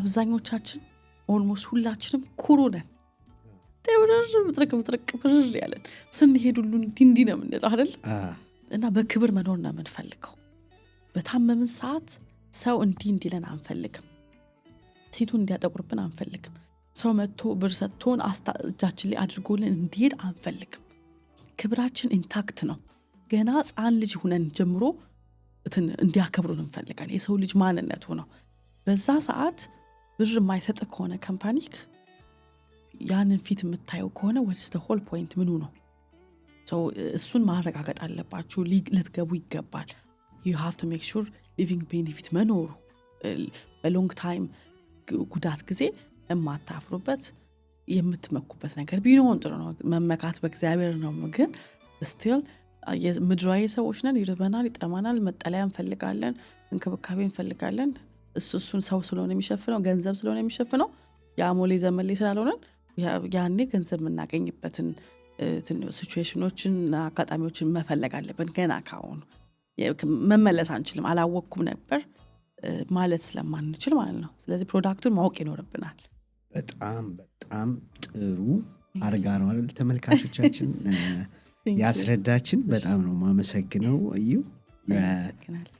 አሁንም እንግዲህ ተመልካቾቻችን እዚህ ቆይታ ላይ ብዙ ነገር ብዙ ነገር እያወቃችሁ ትገኛላችሁ ብዬ ተስፋ አደርጋለሁ ለዚህ ሚዲያ አዲስ የሆናችሁ ሰብስክራይብ የሚለውን በተን ጠቆም ማድረጋችሁ እንዳትረሱ ይሄ ቪዲዮ ለብዙዎች እንዲደርስ ላይክ ምትለዋል ጠቆም አድርጉልን ደውላለም እናመሰግናለን በጣም አሪፍ እንግዲህ አሁን ደግሞ አሁን ለምሳሌ ሳይን ካረኩ በኋላ ፕሪሚየምን በየወሩ እየከፈልኩ በሆነ አጋጣሚ ፕሪሚየሙን መክፈል ባልችል ምንድነው የሚሆነው that's a good question እሱን ያዥልኝና ሌላ ደግሞ የሆነ ነገር ሲፈጠር ያው ኢንሹራንስ መግባቴ ያንን ክሌም ለማድረግ ነው አይደለ እንዴት ነው ፕሮሰሱ እንዴት ነው ክሌም ማድረገው በጣም ነው ማመሰግነው ከመጀመሪያው ጥያቄ እንነሳና ፕሪሚየሙን ባልከፍል ምንድነው ሆነው አሁን እኛ ብዙ ጊዜ ትራቨል እናደርግ አይደለ ኢትዮጵያ በተለይ ኢትዮጵያ ስንሄድ አንዳንድ ጊዜ ባንካችንን ዘግተን ሊሆን ይችላል ወይ ደግሞ ቼካችን ረስተነው መኪና ውስጥ ተሰረቀ ብለን ባንክ ልናዘጋ እንችላለን አብዛኛው ጊዜ ይሄንን ሁሉ ለማቅለል ኤሌክትሮኒክስ ፔመንት ነው ማድረገው አውቶማቲክ ፔመንት ነው ማድረግላቸው ለክላይንቶች በየወሩ ያስታወሱ እንዳይከፍሉና ቀጥታ ከባንካቸው ድራፍት እንዲሆን ነው ማደርገው ተርም ኢንሹራንስ ላይ ተርም የምንከፍለው እንደ ኪራይ ነው አሁን የዘንድሮ የዚህ ወርን ስለሆነ የምንከፍለው የሚቀጥለው ወር ባትከፍል ለምሳሌ አገር ቤት ሄድክ 4 ወር የለም 1 ወር ይታገሰዋል ደብዳቤ ይላክላል ለኤጀንቱም ለአንተም ይላክላል ሁለተኛ ላፕስ ሊያደርግ ነው ይባላል ላፕስ ማለት በኢንሹራንስ ትርጉሙ ሊወጣ ነው ሊያልቅለት ነው ኢንሹራንስ ድሮፕ ሊያደርግ ነው አንዳንድ ጀነራል ካምፓኒዎች ሚቹዋል ካምፓኒዎች 3-4 ወር ይጠብቀዋል እንድትመለስ ብዙ ጊዜ ግን ከ1 ወር በኋላ ግዴታቸውም አይደለም ሊቆም ይችላል 6 ወር በኋላ አገር ቤት አሸወይና ብለ ልትመለስ የለም ብዙ ጊዜ ገንዘብን አባክናሃል እንደ ኪራይ ቤት ነው እንዳልከው ገንዘብን አባክናሃል ጊዜክ የለም anymore you're not young anymore ሌሎች ብዙ ኮምፕሊኬሽኖች አሉ ልግባ ብትል እንደ አዲስ ነው አፕሊኬሽን የሚሞላው ሞር ውድ ይሆናል ሆል ላይፍ እና ኢንዴክስ ዩኒቨርሳል ላይ በተለይ IUL ላይ ግን ስንከፍል ብዙ ጊዜ ከፕሪሚየም ከምንከፍለው ከሚጠበቅብን ዴዝ ቤኔፊቱን ከቨሬጅ ለማግኘት ከሚጠበቅብን በላይ ስለሆነ የምንከፍለው even though እኛ እየከፈልን ባይሆንም ካሽ ቫልዩ ላይ ያለች ፍራንክ አለች አይደለ የምንከፍለው የሆል ላይፍ ላይ እና ኢንዴክስ ዩኒቨርሳል ላይፍ ላይ ካሽ ቫልዩ ላይ ይጠራቀማል ገንዘብ ይወልዳል በወለዱ በ7 በ8 አቬሬጅ ይወልዳል ስለዚህ ያቺ ፍራንክ እዛች ካሽ ቫልዩአችን ላይ ስላለች ለ6 ወር ብንቆይ ለአመት ብንቆይ እንዳለን ፍራንክ ከፍልልናል የሚጠበቅብንን ብቻ አናታነቱን የምትጠበቅብንን የድር ፍራንካችንን እንደማለት ነው በየወር ይከፍልልናል 6 ወር አመት ጠብቀን ብንመጣ ላይዘጋ ይችላል እንዳለን ፍራንክ 10 አመት ሊቆይ ይችላል 20 አመት ሊቆይ ይችላል ሶ እሱኛው ላይ ባንክ ከፍልም ላፕስ ግሬስ ፔሪድ ወይ ደግሞ ጸጋውን ሰተናቸዋል የቆያችሁ ነው ነገር ግን እያለቀ ነው እየተባለ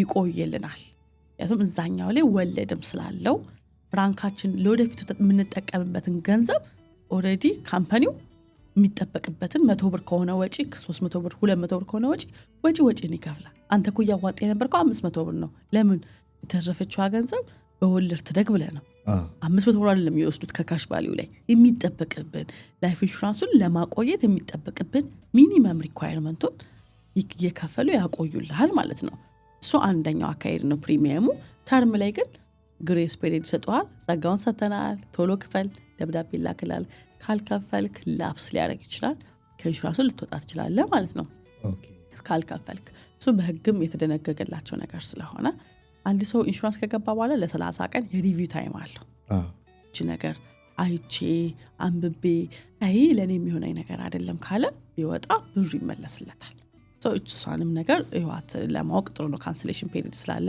አብዛኛዎቹ ካምፓኒዎች 30 ቀን ኦፈር ያደርጋሉ አንዳንዶቹ 15 ቀን አንዳንዶቹ 45 ቀን እንደየ ፖሊሲያችን ካነበብነው ማወቅ እንችላለን የኛን ፖሊሲ ፔሪድ ኦኬ ለሁለተኛው ጥያቄ ክሌም ለማድረግ አያድርገው አደረሰብን እንደማንኛውም ሰው ችግር ቢደርስብንና ከዚህ ዓለም ላይ በሞት ብንለይ ቤኔፊሻሪዎቻችን ወራሾቻችን ተመስግበዋል ወራሾቻችን ብዙ ጊዜ እኔ ሪኮማንድ ማረገው አሜሪካ ውስጥ ያለ ሰው ቢሆን ጥሩ ነው አሜሪካ ውስጥ ያለ ሶሻል ሴኩሪቲ ያለው አድራሻ ያለው ስልክ ያለው ኢሜል ያለው ቢሆን ጥሩ ነው የመዘገብነው ሰው ወራሽ ኢትዮጵያ ያለ ሰውን መመጻፍ ይቻላል አይከለክሉም ካምፓኒዎች አስሎንጋስ በአደጋው ጊዜ ኢንሹራቢሊቲን ቫሪፋይ ካደረጉ ኢንሹራቢሊቲ ማለት ኢንትረስትን ኮመን ኢንትረስት አለ እኮ የሚለውን ቫሪፋይ ካደረጉ ለምሳሌ አንተ ለባለቤት ኢትዮጵያ ብትሆንና ኢትዮጵያ ነዋሪ ብትሆን ሁሉ ለሙሉ እዚህ ሀገር መታማታ ከሆነ ያስ ባለቤትም መሆኑን አረጋግጠዋል መስጠት ይችላል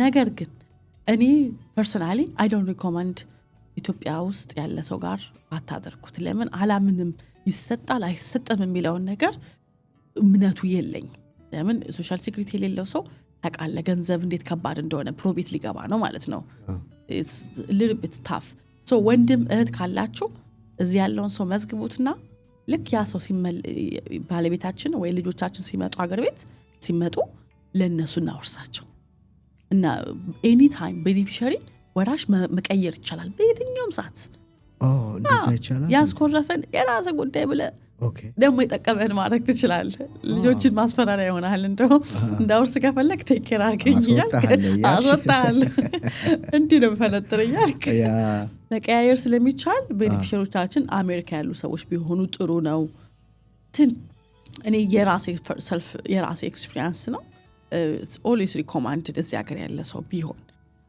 so ልክ ያ ቤኔፊሻሪስ አንድ ነገር በሚከሰት ሰዓት ክሌም ፎርም መሙላት አለበት እዛ ጋር ነው ኢትዮጵያ መሆኑ ትንሽ እምነቱ የሌለኝ ትንሽ እፈራለሁ ከሀገሪቷ የተለያዩ ፖሊሲዎች በየጊዜው ስለሚቀያየሩ አናውቀውም ያኔ ምን እንደሚሆን so ያ ሰው ክሌም መሙላት አለበት ክሌም ፎርም መደወል አለበት ማሳወቅ አለበት ካምፓኒውን ኤጀንቱን ያሳውቃል ከዛ ክሌም ፎርም ይሞላል ከዛ እዛ ሆስፒታል ላይ ዴት ሰርቲፊኬት ያወጣል ማለት ነው ያ ሰርቲፊኬት በሰዓቱ ከሌ አርፏል ብሎ የመዘገበው ዶክተር መፈረም አለበት ሞትበት መንስኤ ይሄ ነው ታይም ኦፍ ዴዝ ተብሎ ዴት ሰርቲፊኬት መውጣት አለበት። ክሌም ፕሮሰሱ ብዙ ጊዜ ከ7 እስከ 14 ቀን ይፈጃል። ያን ገንዘብ ወደ ኪስክ ለማስገባት ወራሾች ብሩን ለመውረስ ማለት ነው። ዴት ሰርቲፊኬት ስንት ቀን አለ? ከ7 እስከ 14 ቀን። that's it yes በ14 ቀን የከፈልነው ሰው አለ። yes አጭር ነው ለዛም በአደጋ ጥሩ ነገር አይደለም አሟሟቱ ኢቭን ወንጀል የነበረበት ነው ግን ስቲል ተከፍሏል። መጣራት ስላለበት ማለት ነው። አጭር ነው እንደዚህ ትልቅ የሆነ ፕሮሰስ አይደለም። እኔ ለራሴ ኤክስፒሪየንስ ይሆነኛል ብዬ ደግሞ ያጣራሁት ነገር አለ። እኔ ባለም ልጆችም ስላሉኝ ማለት ነው። ፌኔራል ቤቶች አሉ አይደል እነዚህ ሴሜቴሪዎች አይኑ ደስ አይልም እንደዚህ ወሬ ሲወራ ልጅ ጠይቂያቸዋለሁ። ወዲ ይዱ ብዬ ልክ እንደ መኪና ሾፕ ናቸው ብዙ ጊዜ ብዙዎቹ። ለምሳሌ መኪና ሾፕ አደጋ ቢደርስበት ትሄዳለህ ከዛ ይደውላሉ። መኪና ሾፕክ ለኢንሹራንስ ካምፓኒ ይደውላል። this person ከናንተ ጋር ነው ወይ ይሄ ነው ፖሊሲ ነበሩ ይላል አይደለ ካርድን አይተው ኢንሹራንስ ነበሩ and then ኮሙኒኬት ያደርጋሉ። ያስ እኛ ጋር ነው መኪናው እንዲህ አደጋ ደርሷል። ምን ትላለህ? ሁሉ ጊዜ አደጋ ሲደርስበት ፖሊስ ነው አይደል የምታመለክተው መኪና ኢንሹራንስ ላይ and then እነሱ ኮሙኒኬት አድርገው ከኢንሹራንስ ካምፓኒው ነው ክፍያውን የሚያገኙት ሾፕክ አይደለ። ልክ እንደዛ ሴሜትሪዎች they have ያ ሊንክ አላቸው። so if you have insuranceን ክሌም ታደርጋለህ። the first thing አንድ ነገር ሲከሰት ቤተሰብክ ላይ ክሌም ታደርጋለህ ቤኔፊሻሪ ነኝ ብለህ ያን ቤኔፊሻሪ መሆንን በሰዓቱ ያረጋግጣሉ። በምንክ በስምክ እዛ ያ ሰው የጻፈውን ፎርም ማቹ የጻፈውን ታይቶ ማለት ይረጋግጣል። ትውልድ ቀን ምናምን በሚለው ይረጋግጣል። ተጽፈሃል አንተ ልደት ከሌ ነው ቢኒት ይባላል ብላ ሚለው ይጻፋል። ያ ክሌም ትሞላለህ። ፎርሙ ኦንላይን ነው። አብዛኛው ክሌሞች ኦንላይን ነው የሚሞሉት። ከዛ እዛ ሴሜተሪ ሄደ እንዲህ ከሌ ይባላል ወራሽ ነኝ ከሌ የሚባል ሰው ወዳጄ ነው ሞቷል እኔ ደግሞ ቤኔፊሻሪ ነኝ ይሄ ካምፓኒ ጋር አመልክቻለሁ እዚህ መጨረስ ይችላል ሲባል ይደውላሉ ያረጋግጣሉ። እንደ ክሬዲት ፎርም ያስሞሉሃል እኛ ጋር ይጨርስ የሚል ማለት ነው። ፎርም ያስሞሉሃል that's it ያን ማረጋገጫ ስላላቸው ሙሉ ፕሮግራሙ መጨረስ ይችላል ፍራንኩ እጅክ ላይ ሳይደርስ። በቃ ሙሉ ለሙሉ ሐሳብን ጥለ የቤተሰብን ፕሮግራም ማድረግ ትችላለህ። እነሱ ያው እርግጠኛ ናቸው ገንዘባቸውን እንደሚያገኙ ያገኛሉ። ምክንያቱም they know ፕሮሰሱን በዛ መልኩ ነው የሚሰሩት። እና እዚያ ሀገር ካለ ሰርቲፊኬት የሚቀበር የለም። አይ ዶንት ኖ ኢትዮጵያ ምን ላይ እንደሆነ አላውቅም። ግን ዴት ሰርቲፊኬት ሳይወጣ ኢንሹራንስ ኖረህም አልኖረህም ካለ ዴት ሰርቲፊኬት አትወጣም። እሱ ፕሮሰስ አለው 7 ቀን ድረስ ይፈጃል። ብዙ ጊዜ ለዛ ነው ከሌ ከትናንት ሞተ ተብሎ እንደ ኢትዮጵያ በነጋታው ማይቀበል። it takes time አንድ ሰው መሞቱ ለማረጋገጥ IRS ሪፖርት ይደረጋል፣ ሶሻል ሴኩሪቲ ኦፊስ ሪፖርት ይደረጋል። ብዙ ቦታ ነው ሪፖርት የሚደረገው። ምክንያቱም ያ ሰው እንዳልነበረ ነው ሁሉ ነገሩ ሌላ ፋይል ውስጥ የሚገባው። ያ ሁሉ ነገር ሳያልቅ ቀጥታ ክሌሙ ክፍያ ስለማይገባ ዴት ሰርቲፊኬት ያ ነው ፕሮሰሱ የሚመስለው። ኦኬ በጣም አሪፍ አድርገሽ ብዙ ማናቀውን ነገር እያሳወቀችን እንግዲህ ትገኛለች እህታችን። ተመልካቾቻችን እንግዲህ እዩን ማግኘት የምትፈልጉ ሰዎች ስክሪኑ ላይ የሷን ኮንታክት አስቀምጠንላችኋል። እንግዲህ ስክሪኑ ላይ በምትመለከቱት ኮንታክት እዩን በቀጥታ ማግኘት ትችላላችሁ ማለት ነው። ስልኩም ደውላችሁ ጥያቄዎቻችሁ ልትመልስላችሁ ትችላለች። እንዲሁም ደግሞ በሶሻል ሚዲያ በቲክቶክ በፌስቡክ እሷን አግኝታችሁ ያላችሁ ጥያቄና ከሷ ሰርቪስ የምትፈልጉ ሰዎች ማግኘት ትችላላችሁ ማለት ነው። በጣም ነው የማመሰግነው። በጣም ብዙ እውቀት እየሰጠሽን ነው። እንግዲህ ተመልካቾቻችን ብዙ እውቀት እዩ እህታችን እየሰጠችን የምንገኘው። አሁን እንዴት ነው ይህ የላይፍ ኢንሹራንሶች የማይቀበሏቸው ሰዎች አሉ? የማይቀበሏቸው ካሉ በምክንያት ነው። ሌላው ደግሞ ይሄንን የህይወት ኢንሹራንስ ወይ የላይፍ ኢንሹራንስ እንደ ኢንቨስትመንት ማየት እንችላለን? ከመጀመሪያው ጥያቄ ስንነሳ ገደቦች አሉ ላይፍ ኢንሹራንስ ላይ 2 ዓመት ጊዜያት ውስጥ ኢንሹራንስ ካምፓኒዎች የሚያጠኑበት ጊዜ ነው ስለአንተ። በዛ ወቅት ውስጥ አንድ ሰው ላይፍ ኢንሹራንስ ለቤተሰብ ይገብቻለሁ አሁን ራሴን ሲጥል አድርገው አይከፍሉ በ2 ዓመት ውስጥ። ይህን አድቫይስ አታደርግም፣ ግን ስቲል እንደ ኤጀንትነቴ አሁን በገባችሁ በ2 ዓመት ውስጥ ሱሳይድ ብታደርጉ ራስ ማጥፋት ብታደርጉ አይከፍላችሁም። የሚከፍሏችሁ የከፈላችሁትን ገንዘብ ብቻ ነው የሚመልሱላችሁ እንላለው ማለት ስላለብኝና በዛ ወቅቶች ውስጥ አትችልም። ከ2 ዓመት በኋላ ግን አታደርገው ግን ትችላለህ። 2 ዓመት ጊዜ ውስጥ ግን ዋሽተህም ከሆነ ለምሳሌ አጫሹነ አላጭስም ብለህ ከፍተህ ከሆነ እና ስታጨስ ቢያገኙክ ሊያስወጡ ይችላሉ። ከፈልከውን መልሰው ላይከፍሉ ይችላሉ ማለት ነው። ወይ ደግሞ ሊያስባረሩክ ይችላሉ። ለእትል ይችላል ማለት ነው። ካንስል ሊደረግ ይችላል ኢንሹራንስ። ውሸት ራስን ሚስሪፕሬዘንት ማድረግ ሆንኩ ብለህ ለምሳሌ ተነስተህ ከአውሮፕላን ላይ የምትዘል አድቬንቸረስ ሰው ልትሆን ትችላለህ። ስኩባ ዳይቭ የምታደርግ አትገባም ማለት አይደለም፣ ግን አውሮፕላን የሚዘል ሰው መግባት ባለበት ሬት አይደለም የገባኸው፣ አጭበርብረሃል ማለት ነው። እንደ ኤጀንት አውሮፕላን ትላለክ፣ ትዘላለክ፣ ሬስ መኪና ትወዳደራለክ ምናምን ስለ አያለወዳደርም እኔ ጥግ ነው የሚሄደው ብለኸኝ አስገብቼ እጅግ በጣም ጤነኛ ከምስኪኑ ሰው ጋር አስገብቼ አንተ ግን ሬሰር ከሆንክ መኪና የምትፎካከር ከሆነና አደጋ ደርሶብህ ብትሞት ኢንቱዩርስ ውስጥ አንደኛ ካወቁ አይከፍሉህም። ሬስ ከሆነ የሞትሽበትን መንገድ ማለት ነው። በስርዓቱ ኢሌጋል ሬስ የተደረገ በሱ ውስጥ ከሆንክ የሞትከው yes you are misrepresenting የከፈልከው ነገር ተሰጥቶክ ትወጣለህ። ወይ ደግሞ ሬስ ታደርግ ፎቶህን ምናምን የተለያዩ አጋጣሚዎች ኢንቨስቲጌት ቢያደርጉ ኦዲት ብትደረግ እና በ2 ዓመት ውስጥ ሬሰር መሆን ቢታወቅ ያስወጡሃል። አላጨስም ብለህ የምታጨስ ከሆንክ አጫሾችን አንቀበልም ወይ እንቀበላለን። ቶባኮ ፕሪፈር ቶባኮ በሚባል እቀበላለሁ አጫሽ የሆኑ ክላይንቶችን። ነገር ግን እንደ አጫሽነታቸው አጫሽ የሆነ ሰው የራሱ ኮንሲኩዌንስ ስላለው የራሱ ውጤት አለው። ማጨስ ከድሮም ጀምሮ የተነገረልን ነገር ነው። ከ70ዎቹ ዓመተ ምህረት ጀምሮ ካንሰሮችን ያመጣል፣ የተለያዩ በሽታዎች ትልቁ ካታሊስት አቀጣጣዩ ማጨስ ነው የሚባለው አይደለ? ለኮሌስትሮል፣ ለተለያዩ የልብ በሽታዎች። ስለዚህ አንድ ሰው አላጨስም ብሎ ከገባና ድንገት እንደሚያጨስ ያ መረጃው ቢገኝ ወይ ደግሞ በማጨሱ ምክንያት ከሆነ ሚስሪፕሬዘንቲንግ በውሸት ስለሆነ ዲናይድ ሊሆን ይችላል ማለት ነው። yes so እነዚህ አሉ። ፕላስ አንድ ሰው ከ70 ዓመት 72 ዓመት በኋላ ከሆነ የገባ ያለው ኢንሹራንሱ ላይ ይቀበለው ይችላል። ለምን እድሜው ከላይፍ ኢንሹራንስ አልፎ ወደ ፋይናል ኤክስፔንስ ገብቷል። ኦልሞስት ወደ እድር ወደሚባለው አይነት የላይፍ ኢንሹራንስ ገብቷል ማለት ነው። እድሜ ፋክተር ያደርጋል። ያው ለሞት እየቀረበ ስለሚመጣ ሞርታሊቲ ሬቱ ማለት ነው።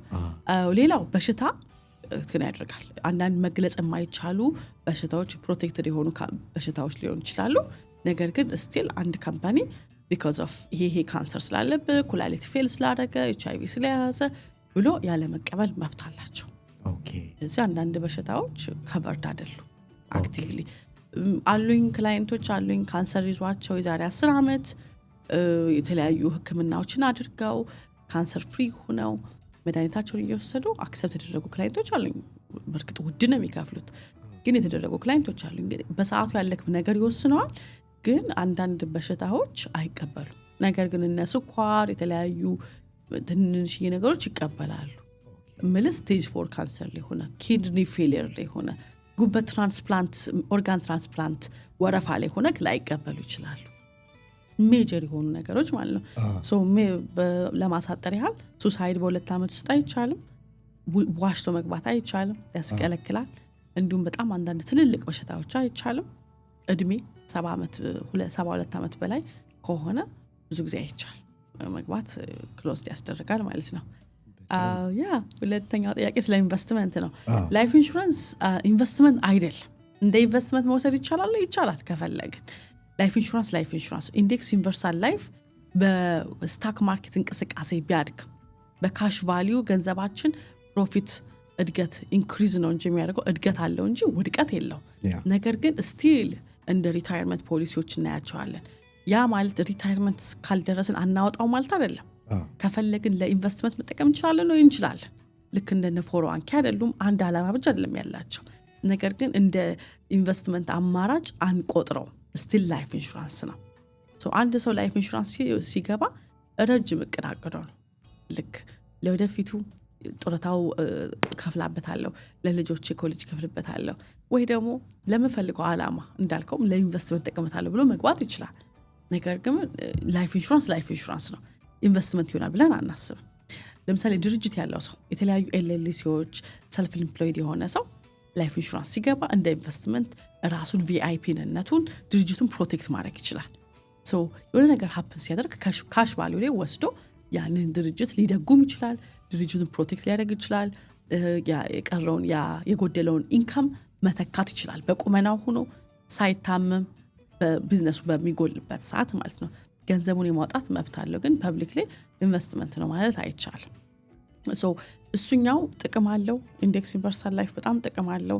በተለይ ደግሞ ኤልኤልሲ ኑሮን የተለያዩ ካምፓኒዎች ኑሮን ገንዘባችንን በኤልኤልሲ ስር ከሆነ እንደ ኤስ ኮርፖሬሽን የሚከፈለን የተከፈለንን ፍራንክ አንዱ ካምፓኒያችን ለምሳሌ ኤቢሲ የሚባል ትሬኒንግ ከሆነ ያለ ሊትራሊ ኤቢሲ ትሬዲንግ የሚባል ነበር አይደል?